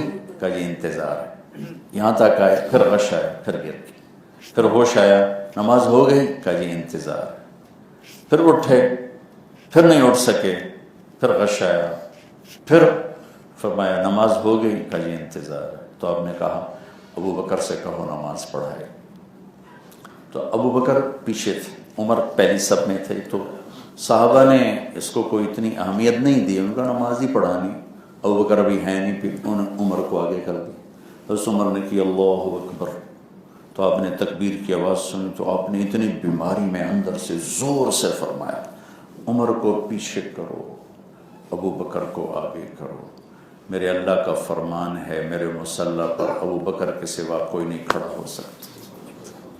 تو نماز روکی گئی، عمر کو پیچھے کیا گیا، ابو بکر کو آگے کیا گیا، اور ابو بکر رضی اللہ تعالیٰ عنہ نے آپ کی زندگی میں 17 نمازیں پڑھائیں، جمعرات، جمعہ، ہفتے کے دن ظہر یا عصر میں آپ مسجد میں تشریف لائیں، ابو بکر نماز پڑھا رہے تھے، ادھر سے پتہ چلا کہ آپ آ رہے ہیں، ابو بکر نے پیچھے ہٹنا شروع کیا تھا کہ آپ نماز پڑھیں، تو آپ نے یوں اشارے سے روکا، کھڑے ہو گئے، تو ادھر بیٹھ کر الٹی طرف آپ نے بیٹھ کر ابو بکر کی امامت میں ظہر یا عصر کی نماز ادا فرمائی۔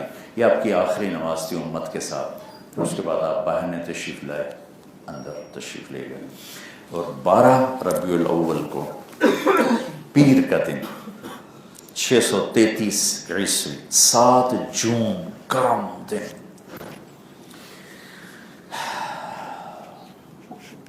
جیسے معلوم تھا کہ اب جانا ہے، تو آپ نے اپنی ساری بیگمات کو بلایا اور ان کو مل کے رخصت فرمایا۔ حضرت عائشہ رضی اللہ تعالیٰ عنہ کا یہ نصیب ہے کہ ان کے گھر میں آپ کی زندگی کے آخری لمحات پورے ہوئے، اور ان کے سینے پر سر رکھے ہوئے پورے ہوئے۔ حضرت عائشہ آپ کو ایسے سہارا دے کے بیٹھی تھی، اور آپ یوں نیم دراز تھے اس طرح کر کے، یہ جگہ یہاں لگی ہوئی تھی، یہاں، اور آخری چیز جو آپ کے منہ میں گئی وہ حضرت عائشہ کا دعا ہے کہ آپ کو مسواک سے بہت زیادہ مسواک کا اہتمام کیا، اور فرمایا کہ اگر مجھے تمہاری مشقت کا خیال نہ ہوتا تو میں مسواک فرض کر دیتا۔ تو یہ آج کی ریسرچ ہے کہ ساری بیماریاں منہ سے پیدا ہو کر نیچے جاتی، تو میرے نبی ساری زندگی مسواک کا اہتمام فرمایا۔ تو یوں تھے، تو عبد الرحمن اندر آئے، عبد الرحمن اور عائشہ رضی اللہ تعالیٰ عنہ یہ سگے بہن بھائی ہیں، اسما رضی اللہ عنہ دوسری ماں سے، تو اللہ کے نبی کی نظر ایسے مسواک پہ ٹکی، ان کے ہاتھ میں مسواک تھی، تو ایسے دیکھتے بھولا نہیں جائے، تو آپ نے کہا یا رسول اللہ آپ مسواک کریں گے؟ تھا تو کہ میں نے عبد الرحمن سے مسواک لی، چبا کے آپ کو دی، تو آپ نے وہ لگے ہوئے لعاب کے ساتھ آپ نے مسواک فرمایا، یہ آخری چیز تھی جو آپ کے منہ میں۔ بیگمات کو رخصت فرمانے کے بعد پھر آپ نے اپنی بیٹی فاطمہ کو بلایا، ان کے کان میں کہا میں جا رہا، وہ رونے لگی، تو پھر فرمایا کہ رو نہیں، پہلی ملاقات تیری مجھ سے ہوگی، تم سب سے پہلے مجھ سے آ کے ملو گی۔ 6 ماہ بعد ان کا بھی انتقال ہو گیا۔ پھر آپ نے حضرت علی کو بلایا، ان کا سر اپنی گود میں رکھا، سر پہ کمر پہ ہاتھ پھیر کے رخصت کر، پھر آخر میں دونوں بچوں کو بلایا، سب کو بڑے اطمینان سے رخصت کیا، لیکن جو ہی حسن حسین کو ایسے کیا تو ساتھی آنکھوں میں ٹپ ٹپ ٹپ ٹپ ٹپ آنسو شروع ہو گئے۔ وہ ایک کا زہر میں تڑپنا اور ایک کا نیزے پہ چڑھنا دیکھ لیا ہوگا، تو اس لیے آپ آنسوؤں سے روئے اور روانہ کرتے۔ 3 دن سے جبریل روزانہ آ رہے تھے، 3 دن سے، یا رسول اللہ اللہ نے بھیجا ہے کہ آپ کا حال کیا ہے؟ اگلے دن یا رسول اللہ اللہ نے بھیجا ہے آپ کا حال کیا ہے؟ تیسرے دن وہ آ کے پھر کھڑے ہو گئے، تو آپ نے فرمایا کیا ہوا؟ ملک الموت دروازے پر ہے، اندر آنے کی اجازت چاہتے۔ دنیا میں آج تک کسی کو یہ پروٹوکول نہیں دیا گیا کہ موت بھی پوچھ کے آئے، تو آپ نے کہا آ جائے، تو ملک الموت اندر آیا، تو ایک فرشتہ اور بھی ساتھ تھا جو اعزازی طور پر آیا، پھر کبھی نہیں آیا، نے کہا یا رسول اللہ السلام علیکم، موت کا فرشتہ آپ کو سلام پیش کرتا. اور کہا یا رسول اللہ جب سے موت کا کام ذمہ لگا ہے آپ پہلی ہستی ہیں جنہیں میں سلام کر رہا ہوں. میں نے کبھی کسی کو سلام نہیں کیا. آپ پہلی ہستی ہیں جنہیں اللہ نے فرمایا پوچھ کے اندر جان، بن پوچھے نہ جان. آپ پہلی ہستی ہیں، اللہ نے فرمایا آنا چاہیں تو لے آنا، رہنا چاہیں تو چھوڑ کے واپس آ جائیں. سبحان اللہ. آپ نے فرمایا اگر میں کہہ دوں میری جان نکالو تو میری بھی نکال لو گے؟ آپ کی بھی نکال. تو آپ نے جبریل سے پوچھا تم کیا کہتے، تمہاری کیا رائے؟ تو جبریل نے عرض کی یا رسول اللہ اللہ آپ کی ملاقات کے شوق، آپ کی ملاقات کے شوق. اللہ ہمیں ایسی موت دے کہ ہماری ملاقات کے شوق نہ، ایسی موت نہ آئے کہ ہم مجرم بن کے پیش ہو رہے ہیں.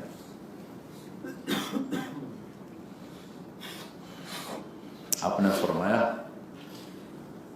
واپس جاؤ، اللہ سے پوچھ کے آؤ میرے بعد میری امت کے ساتھ کیا کریں. میری بات سمجھ میں آئے؟ واپس جاؤ میرے بعد میری امت کے ساتھ کیا کریں. میرے رب کی قسم اگر میرے نبی یہ سوال نہ اٹھاتے تو ہم پہ بھی پتھر برستے، ہم بھی بندر خنزیر بنے ہوتے. جو گناہ بڑے اسمال سکیل پر پہلی امتوں نے کیا ہم نے ان کی انتہا کر دی، انتہا. اور وہ بیچ میں میری امت کے ساتھ کیا کرو گے؟ تو جبریل نے واپس آ کے پیغام دیا کہ اللہ کہہ رہے ہیں کہ ہم آپ کی امت کو تنہا نہیں چھوڑیں گے. بس ٹھیک ہے. الآن قرۃ عینی، اب میری آنکھیں ٹھنڈی ہیں. اللہم الرفیق الاعلیٰ، اللہ مجھے اپنے پاس بلا لے. تو حضرت عائشہ نے جب سنا نا الرفیق الاعلیٰ کہنے کہ بس میں نے کہا آج ہمارا کام ہو گیا، اب نہیں رہتے. تو وہ جو چند لمحات تھے جس میں ملک الموت اپنا کام کرنے لگا تھا، تو وہ چند لمحات بھی آپ نے امت کو دی اور دو باتیں کی. الصلاۃ وما ملکت ایمانکم، اے میری امت ایک نماز نہ چھوڑنا، ایک اپنے نوکروں پہ رحم کرنا. ایک نماز نہ چھوڑنا، ایک نوکروں پہ رحم کرنا. نماز پڑھنے والے تو اللہ کا فضل ہے، 15-20%، 30%، 40%، 10%، 5%، 50%، بعض علاقوں میں 100%. موریتانیہ میں یہ خوشخبری، پہلی دفعہ میں موریتانیہ گیا، غریب سا ملک ہے، 100% نمازی، کوئی بے نمازی. موریتانی ہوگا تو نمازی ہوگا، کوئی باہر سے آ کر بے نمازی تو. لیکن ایک درد کی بات ہے، نوکروں سے اچھا سلوک کرنے والا 100 میں ایک بھی کوئی، 1000 میں ایک بھی کوئی نہیں، 1 لاکھ میں بھی ایک کوئی نہیں. نہ کوئی عورت نہ کوئی مرد. نقد بے عزت، نقد بے عزت کرتا، نقد. میں نے آپ کو خطبے میں بھی سنایا تھا، میرے ڈمی نے کہا فارغ کرنا ہے تو فارغ کر دو، بے عزت نہ کرو، عذاب نہ دو، مار پٹائی نہ کرو.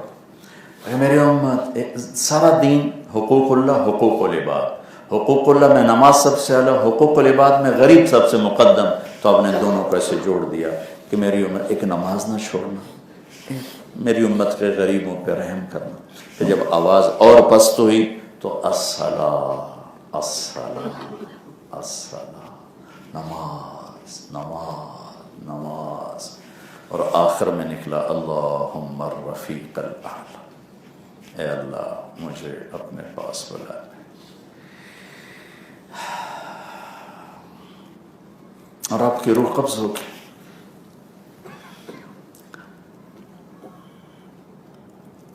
ابو بکر رضی اللہ عنہ کو پتہ چلا، وہ اس وقت آوالی میں گئے ہوئے تھے، ان کی بیوی تھی بیگم بنت خارجہ ان کے پاس. تو وہاں سے دوڑے ہوئے آئے، آپ کے چہرے پر چادر ڈال دی گئی تھی، چادر ہٹائی، آپ کے ماتھے کا بوسہ لیا، چند آنسوؤں کے قطرے گرڑ کا وا حبیبہ وا صفیہ وا خلیلہ.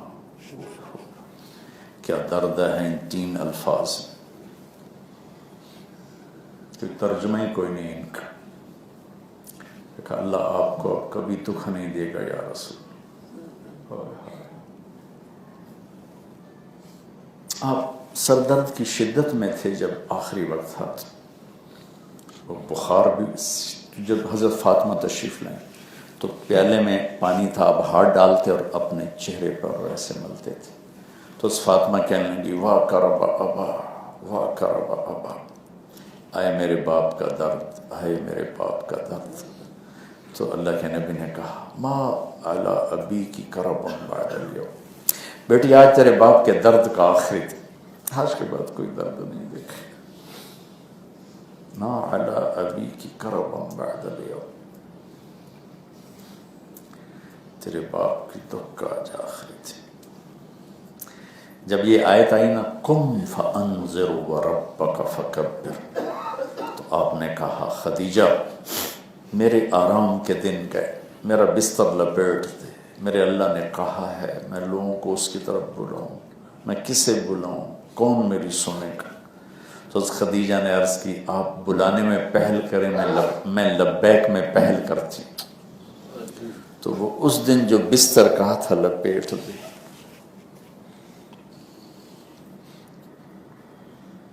آج کہا آج تیرے باپ کے دکھ کا آخری دن، آج کے بعد تیرا باپ کوئی دکھ نہیں دیکھے گا. حضرت حفصہ رضی اللہ عنہ کے گھر میں ایک ٹانٹ تھا جس کو آپ دوہرا کر کے رات کو بچھا دیتی، دن میں سیدھا کر دیتی. ایک رات اس کی ایک تہ اور لگا دی. تو آپ نے پوچھا حفصہ میرا بستر تبدیل کر دیا؟ کہا یا رسول اللہ وہی تھا، ایک تہ اور لگائی تھا کہ ذرا نرم ہو جائے. کہا حفصہ میں اللہ سے رات کو مناجات کرتا ہوں، اس کی نرمی نے مجھے اٹھنے میں ذرا مشقت میں ڈالا، اسے ویسے ہی کر دے جیسے یہ پہلے تھا. آج درجات ہیں اور میرا نبی ہے.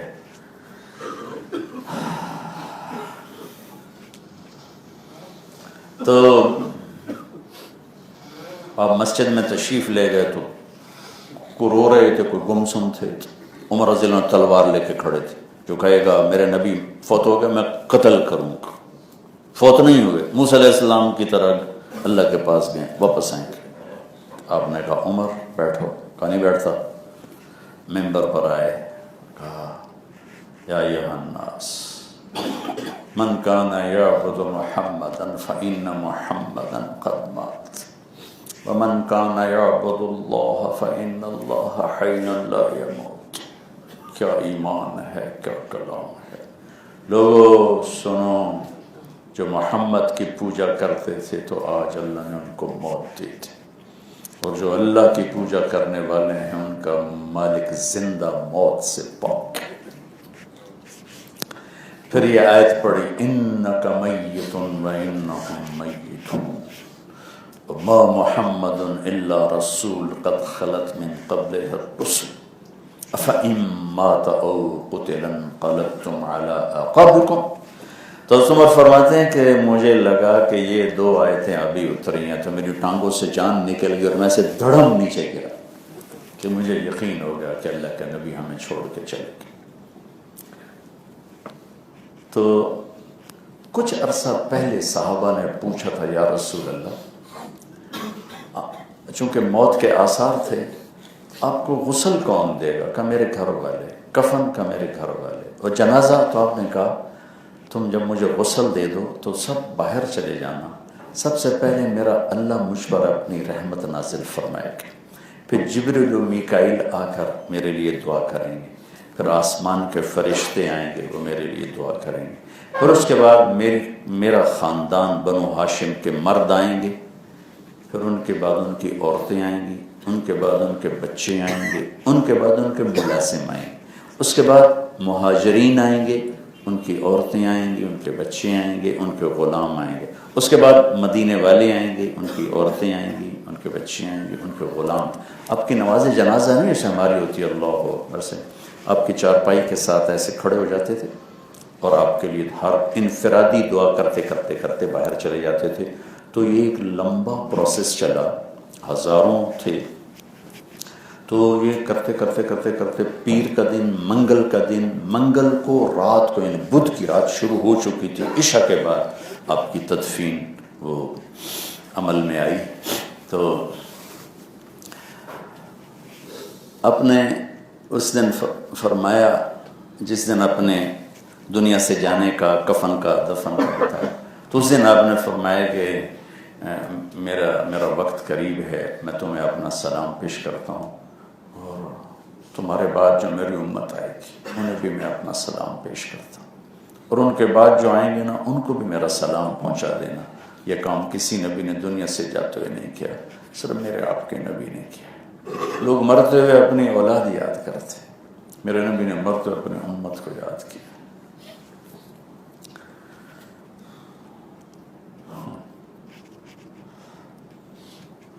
تو دو طرح قبریں کھودی جاتی تھی، ایک سیدھی اور پھر اس کے درمیان میں کھڈا، اور ایک ایسے سیدھی اور سائیڈ میں کھڈا. ابو طلحہ انصاری یہ سائیڈ والی قبر بناتے تھے. تو یہ ہوا کہ بھی ان میں جو پہلے آ جائے گا وہی قبر بنا دے. تو ابو طلحہ پہلے آ تو وہ قبر بنائی گئی اور سائیڈ میں کھڈا کھودا. آپ کو غسل دینے والوں میں غسل کیسے دے، کپڑے اتارے جائیں نہ اتارے جائیں. تو ایک دم سب کو نیند آ گئی اور غیب میں آواز آئی کہ کپڑوں سمیت غسل دیا جائے. پھر آپ کے کپڑے نہیں اتارے گئے، کپڑوں سمیت غسل دیا گیا. حضرت علی پانی ڈالتے تھے اور حضرت فضل بن عباس نے آپ کو سہارا دیا ہوا تھا. تو حضرت علی فرما رہے تھے یا رسول اللہ اگر آپ نے ہمیں صبر کا حکم نہ دیا ہوتا تو آج ہم لوگوں کو اپنا رونا دکھاتے، اپنا غم دکھاتے. چونکہ آپ کے جانے سے جو کمی آئی ہے وہ کسی نبی کے جانے سے نہیں آئی تھی. نبی کے بعد نبی آتا تھا، آپ کے بعد تو کوئی نبی کوئی نہیں.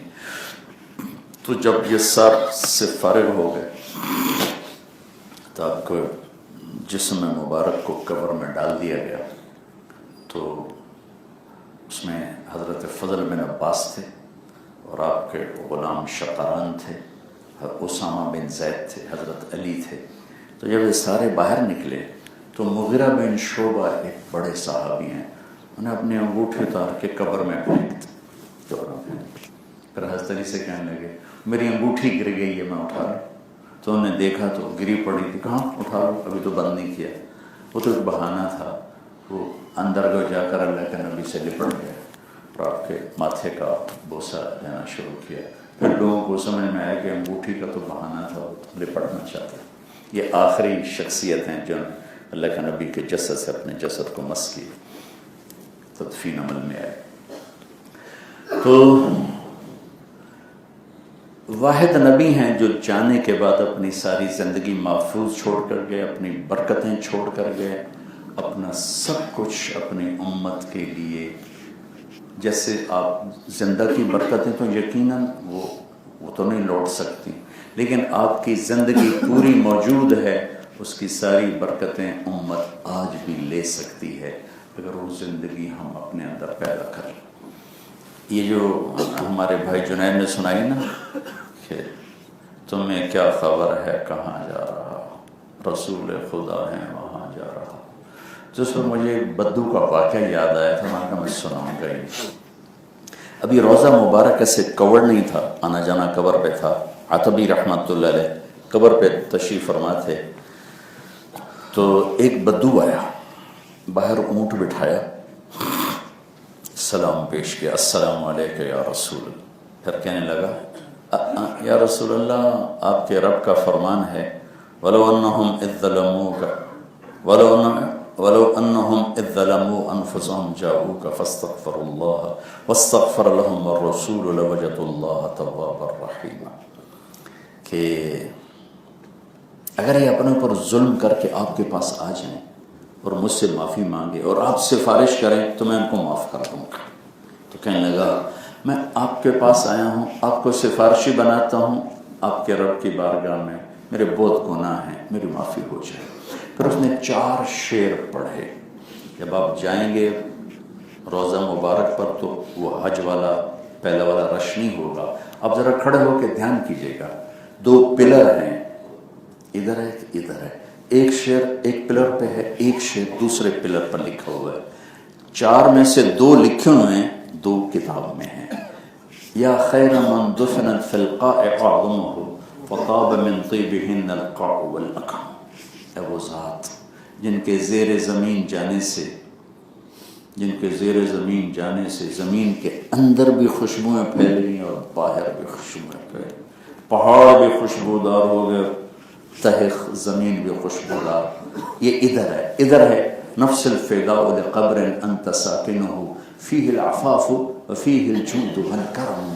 میری جان اس جگہ پہ فدا جہاں آپ آرام فرما رہے ہیں، آپ کی سخاوت بھی آپ کے ساتھ ہی ہے۔ 2 شعر کتاب میں کیا ہیں؟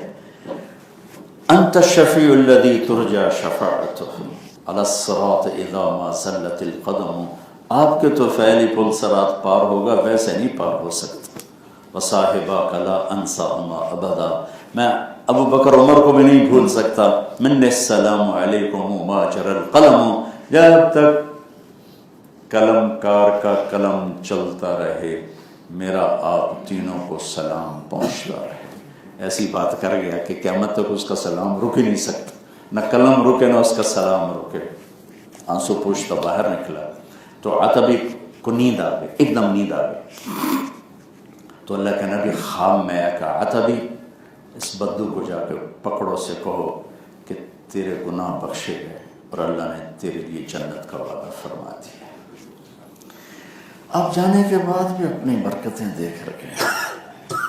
ہمارے میں نسب بیانوں میں سناتا رہتا ہوں، یہاں پہلے غالباً یہاں سنایا بھی تھا، یہاں ایک دفعہ سنایا۔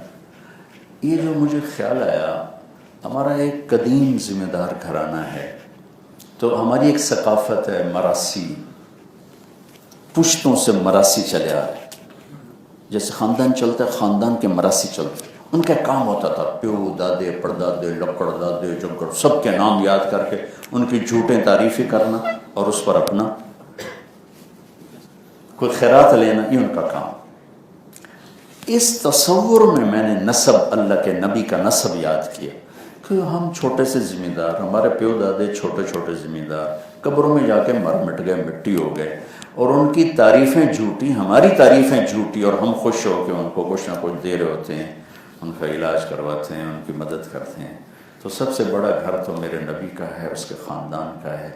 اس تصور میں جا کر میں نے پہلی دفعہ روضہ مبارک پر جب سلام پڑھا کہ یا رسول اللہ، آج میں آپ کے گھر کا مراسی بن کے آپ کو سلام پیش کرنے آیا۔ مشہور ہونے کے بعد کوئی دعویٰ نہیں کر سکتا کہ میرا یہ عمل اللہ کے لیے، کوئی نہیں دعویٰ کر سکتا۔ موت پہ پتہ چلے گا کس لیے۔ یہ تو غار میں چھپا ہوا دعویٰ نہیں کر سکتا، تو ممبر پہ بیٹھنے والا، سکرین پہ آنے والا کیسے دعویٰ کر سکتا ہے کہ میں اللہ کے لیے کر رہا ہوں؟ تو سانس ٹوٹے گا تو پتہ چلے گا۔ میں آج آپ کا مراسی بن کے آپ کو سلام پیش کرنے آیا کہ ہمارے مراسی ہم سے خیرات لے جاتے ہیں، آپ سے بڑا دربار کوئی نہیں، ڈیرا کوئی نہیں۔ میں ایک چھوٹا سا مراسی بن کے آپ کو سلام پیش کرتا ہوں۔ السلام علیک یا رسول اللہ بن عبداللہ بن عبد المطلب بن ہاشم بن عبد المناف بن قصی بن کلاب بن مرہ بن کعب بن لوی بن غالب بن فہر بن مالک بن نذر بن کنانہ بن خزیمہ بن مدرک بن الیاس بن مضر بن نزار بن معاذ بن عدنان بن عود بن حمیسہ بن سلامان بن عوس بن بوز بن قموال بن عبی بن عوام بن ناشد بن حزاب بن بلداس بن یدلاف بن طابخ بن جاہم بن ناحش بن ماخی بن عیفی بن عبقر بن عبید بن الدواء بن حمدان بن سنبر بن یثربی بن یحزن بن یلحن بن ارعوا بن عیدی بن زیشان بن عیسیٰ بن اقناد بن ایہام بن مقصر بن ناحد بن زارع بن سمی بن مزی بن عوض بن حرام بن قیدار بن اسماعیل بن ابراہیم بن آذر بن ناحور بن سروج بن رعوب بن فائد بن عابر بن ارفخشاد بن سام بن نوح بن لامک بن متوشال بن ادریس بن یرد بن ملہل ایل بن قینان بن آنوش بن شیس بن آدم علیہ السلام زیر آبا سرداریاں قائم سر وقت خیر۔ یہ صبح کا واقعہ پرانی بات ہے، 2000 کے میں نے 2000 میں نسب یاد کیا تھا، تو راؤنڈ اباؤٹ اتنا رش نہیں تھا۔ اثر پڑھ کے نکلا، ایک نوجوان آیا دوڑا ہوا، آپ طارق جمیل صاحب ہیں؟ کہ جی۔ کیسے پہچانا آپ نے؟ کہ آپ کے گرد لوگ تھے، تو میں نے پوچھا یہ کون جا رہا ہے؟ تو انہوں نے کہا یہ پاکستان کا طارق جمیل صاحب۔ کہ جی میں ساؤتھ افریقہ سے ہوں، آپ کے بیان سنتا رہتا ہوں۔ میں آج عصر کی نماز سے پہلے آ گیا، پرانی مسجد میں جا کے بیٹھا، مجھے نیند آ گئی، تو مجھے خواب میں اللہ کے نبی کی زیارت ہوئی، فرمایا طارق جمیل کو میرا سلام پہنچا دو. تو خواب کوئی دلیل نہیں ہوتا، کوئی حجت نہیں ہوتا ہے، ہاں دیکھنے والے کے لیے ایک دلیل ضرور ہے. تو مجھے یہ تسلی ہوئی کہ میرا سلام پہنچ گیا، اور میں جو مراسی بن کے ساری پیڑھی سنائی اللہ کے نبی کی وہ پہنچ گئی.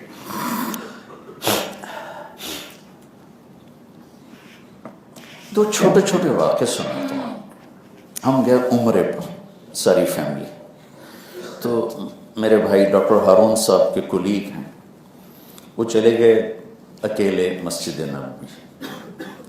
تو ہم ذرا پیچھے آئے تو وہ انہوں نے ریک میں جوتا رکھا، واپس آئے جوتا غائب تھا.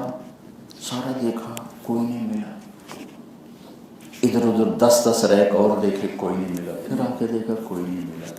پتہ نہیں ان کو کیا جوش آیا، چلے گئے روز یا رسول اللہ میں تو آپ کا مہمان تھا، میرا جوتا ہی چوری ہو گیا، مجھے تو جوتا چاہیے. واپس آ کے دیکھا تو جوتا وہاں پڑا ہوا تھا. آپ بھی دیا 10 دفعہ اس کو.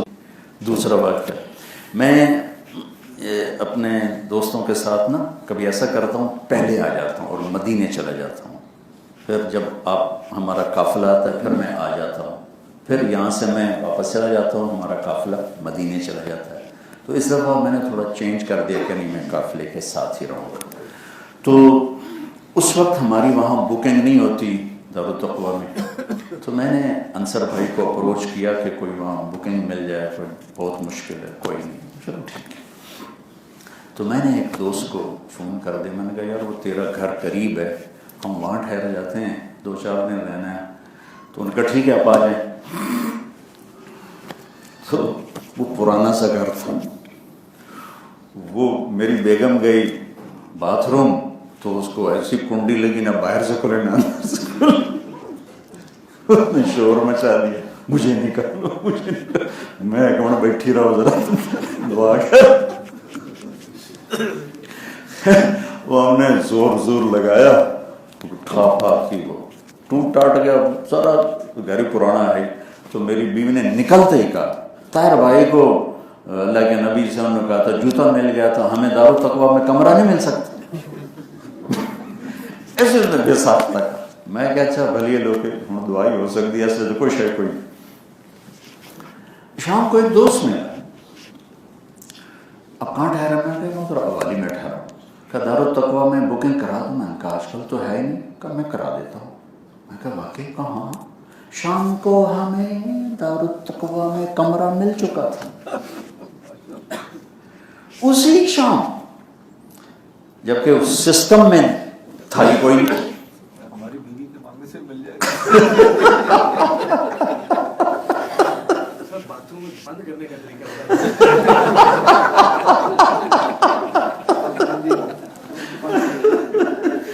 تو بھائیو دربار بڑا عظیم ہے اور بڑے نصیب والے ہیں جنہیں اللہ جانا نصیب کرے. اپنے کھل کے کہو، کھل کے کہو، مانگو اللہ سے. مانگنا صرف اللہ سے ہوتا ہے. وَإِذَا سَأَلْتَ فَاسْأَلِ اللَّهَ فَإِذَا سَأَلْتَ فَاسْأَلِ اللَّهَ وَإِذَا اسْتَعَنْتَ فَاسْتَعِنْ بِاللَّهِ. مانگنا ہے تو اللہ سے مانگ، پکارنا ہے تو اللہ کو پکار، مدد طلب کرنی ہے تو اللہ سے کر. ہاں ہمارے نبی ہمارے لیے وسیلہ ہیں، ہمارے لیے سفارشی ہیں، اور آپ سے براہ راست کی درخواست کی جائے چونکہ انبیاء اپنی قبر میں زندہ ہوتے ہیں. انبیاء اپنی قبر میں زندہ ہوتے ہیں. آپ نے فرمایا کہ میں معراج پہ جب گیا تو میں موسیٰ کی قبر سے گزرا تو میں نے دیکھا کھڑے نماز پڑھ رہے تھے. موسیٰ کھڑے نماز پڑھ رہے تھے. تو لہٰذا یہ معاملہ نہیں جیسے ہم مر گئے مٹی ہو گئے. روحانی زندگی تو ہر ایک کی ہوتی ہے عالم برزخ میں، لیکن انبیاء کو یہ اللہ خصوصیت دیتا ہے وہ اپنے جسم روح سمیت زندہ ہوتے ہیں. اللہ کی رحمتیں برکتیں، اور واحد نبی ہیں جن کی قبر محفوظ ہے. باقی جتنی قبریں ہیں نا یقینی بات نہیں ہے، نہیں ہے نہیں، واحد ہستی ہیں جن کی قبر موجود ہے. لہٰذا بھائیو کوئی دکھ ریاض الجنہ پہ زیادہ چکر نہ لگانا. ریاض الجنہ پہ لوگ بہت وقت ضائع کرتے ہیں, گھنٹہ گھنٹہ لائن لگا کے کھڑے ہوتے ہیں. ساری مسجد میرے نبی کی جنت کا ٹکڑا ہے. لہٰذا جتنا ٹائم آپ ضائع کریں گے نا وہاں کھڑے ہونے میں, اتنا ٹائم آپ کہیں بیٹھ کے نفل پڑھ لو, درود پڑھ لو, دعا پڑھ لو, تلاوت کر لو. کبھی لائن میں نہ لگنا ریاض الجنہ کے لیے, کبھی لائن میں نہیں لگنا, یہ حماقت نہیں کرنی. ساری مسجد میرے نبی کی ریاض بے شک آپ نے کہا میرا ممبر اور میرا گھر یہ درمیان کا ٹکڑا, یہ جنت کا ٹکڑا ہے, لیکن میں ہی کہہ رہا ہوں ساری مسجد میرے نبی کی جنت کا ٹکڑا ہے. آپ روزے کے سامنے سلام میں دھکا دھکا ہو تو دور کھڑے ہو کے مسجد میں جہاں کھڑے ہو کے سلام پڑھو گے پہنچ مسجد کے اندر جا کر, پوری دنیا میں جہاں سے سلام پڑھو اللہ پہنچا دیتا ہے, اور مسجد میں تو آپ براہ راست خود سنتے ہیں. لہٰذا اگر وہاں بعضوں کا وہ دھکے لگنے شروع ہو جاتے ہیں, کبھی وہ پولیس والے بھی بیچارے مجبور ہیں, کہتے ہیں جلدی چلو جلدی چلو, ادھر ہو جائیں ادھر ہو جائیں ادھر ہو جائیں ادھر ہو جائیں, جہاں بھی ہو کر آپ تسلی سے آپ پڑھ سکیں آپ سلام پڑھیں. اور سلام کا ادب یہی ہے کہ زیادہ لمبا نہیں پڑھنا چاہیے. اب درود پڑھ السلام علیکم یا رسول اللہ, السلام علیکم یا حبیب, السلام علیکم یا نبی اللہ. چونکہ آپ جواب دیتے ہیں تو بار بار جواب لینا یہ تکلیف میں ڈالنا ہے. ایک دفعہ سلام پیش کریں, دو تین, پھر درود شریف پڑھیں, پھر دعا مانگیں, پھر اللہ سے دعا مانگیں, تو انشاءاللہ ہماری دعائیں بھی قبول ہوں گی, ہمارے نبی ہمارے سفارشی بھی بنیں گے. پھر جنت البقیع ضرور جائیں, پھر غزوہ احد جائیں, وہاں ضرور جائیں. یہ سارے مقامات مقدسہ ہیں. مسجد قباء میں 2 نفل پڑھیں تو وہ عمرے کے برابر ہوتا ہے, 2 نفل پڑھیں وہ عمرے کے برابر ہوتا ہے. ہمارے نبی ہفتے والے دن اشراق کے نفل جا کر قباء میں پڑھتے تھے, کبھی اونٹنی پہ جاتے تھے, کبھی پیدل جاتے تھے. یہ تھوڑا سا تفصیل ہو گئی. اللہ تعالیٰ قبول فرمائے آپ کا جانا, ہمارا بیٹھنا, یہ سب کچھ اس کی بارگاہ میں قبول ہو اور ہمارے گناہوں کی معافی کا ذریعہ بنے. کوئی اور بات کسی بھائی نے پوچھنی ہو یا آپ ختم کر لیں, کافی لمبا ہو گیا. کل جمعے کے بارے میں کیا فرما رہے ہیں بھائی؟ گزارش یہ ہے, کل ہماری شفٹنگ ہے. میں آپ کی منت کروں گا حرم شریف کوئی نہ جائے, اس کو واپس آتے آتے بہت مشقت. کل ہمارے بھائی کاشف نہیں کر رہے تھے, چیخیں نکلوا دی. اس لیے میں تو اس بات کا قائل ہوں جن کے ساتھ مستورات ہونا انہیں ہوٹل جا کے طواف زیارت کرنا چاہیے, 12 کی پابندی نہیں کرنی چاہیے. آدمی بالکل رہ جاتا ہے. بہت بڑی گنجائش ہے کمزور کے لیے, مستورات کے لیے بڑی گنجائش ہے. لیکن وہ ایک ہی بات سنی ہوتی شام سے پہلے کرنا ہے, ہاں شام سے پہلے ہی کرنا ہے, لیکن مجبوری میں بڑی گنجائش اللہ نے رکھی ہے. اللہ ہمیں تکلیف دے کے کیا چاہے گا, وہ تو بہت کریم اور رحیم ذات ہے. اگر ایسا کوئی مسئلہ ہو تو اس میں گنجائش ہوتی ہے, گنجائش ہوتی ہے. کل جمعے پہ مت جائیں, میری نصیحت ہے, میری گزارش ہے. بہت تکلیف ہوگی, بہت تکلیف, اور جو اجر حرم میں ملنا ہے وہ یہاں مل جائے گا. آپ اس مسجد میں پڑھ لیں, یہاں جمعہ ہم پڑھ لیں, تو اس لیے چونکہ شام کو پھر شفٹیں گے, اب ادھر ادھر ہو گئے تو پھر بڑا مسئلہ ہو جائے گا. بہت تکلیف, سارے راستے بند ہوتے ہیں, ٹریفک جیم ہوتی ہے, بلاک ہوتی ہے, نہ آنا آسان ہوتا ہے نہ جانا آسان ہوتا ہے. تو اس لیے میری گزارش یہ ہے کہ جمعہ سارے بھائی یہیں ادا فرمائیں, یا انشاءاللہ اس کا زیادہ فائدہ ہوگا. باقی جو کوئی شاہزور جانا چاہے تو رکاوٹ کوئی نہیں, لیکن درخواست یہی ہے کہ نہ جائیں تو بہتر ہے. جی بھائی یہی 1 بجے, ہاں 12:30 اذانیں ہوتی ہیں, ہم اس کے ساتھ ہی یہاں پڑھ لیں گے انشاءاللہ. نہیں ہم یہاں کی بات کریں. اور ایک ہے نا آپ نے قربانی دے دی, دوسرا یہ کہ یہاں جانے سے پہلے کوئی صدقہ ضرور کر لیں. یہ جو جتنے یہ کام کرنے والے ہیں سڑکوں پر کر رہے ہوتے ہیں, یہ ان کی بڑی تھوڑی تنخواہیں ہوتی ہیں, 600 ریال 700 ریال 800 ریال, بیچارے روٹی نہیں کھا سکتے. تو صدقہ اپنے حج کا کوئی چھوٹا موٹا اوپر نیچے ہو جاتا ہے, ہو گیا ہو تو اس کی طرف سے کفارہ ہو جائے, جانے سے پہلے صدقہ کر کے. جب مدینہ سے نکلیں تو اس وقت جانے سے پہلے جو مسجد کے خدام کام کر رہے ہوتے ہیں ان کسی کو دیکھ کر صدقہ کر کے جائیں, یا جس کو بھی آپ مناسب سمجھیں. تو انشاءاللہ جو کمی بیشی ہے وہ بھی اللہ اپنے فضل سے دور کرے. یہ تو اب وہ گئے ہیں ہمارے دوست انصر بھائی گئے ہیں, تو جیسے ہی پتہ چلتا ہے پھر انشاءاللہ بتا دیں. تھوڑی سی اس میں ہوتی ہے دقت تو کچھ لوگ جا رہے ہوتے ہیں, کچھ آ رہے ہوتے ہیں, تو اس میں تھوڑی بہت پریشانی ہر سال ہو جاتی, لیکن اس کو اللہ کے لیے برداشت کریں, انشاءاللہ تعالیٰ فائدہ نصیب.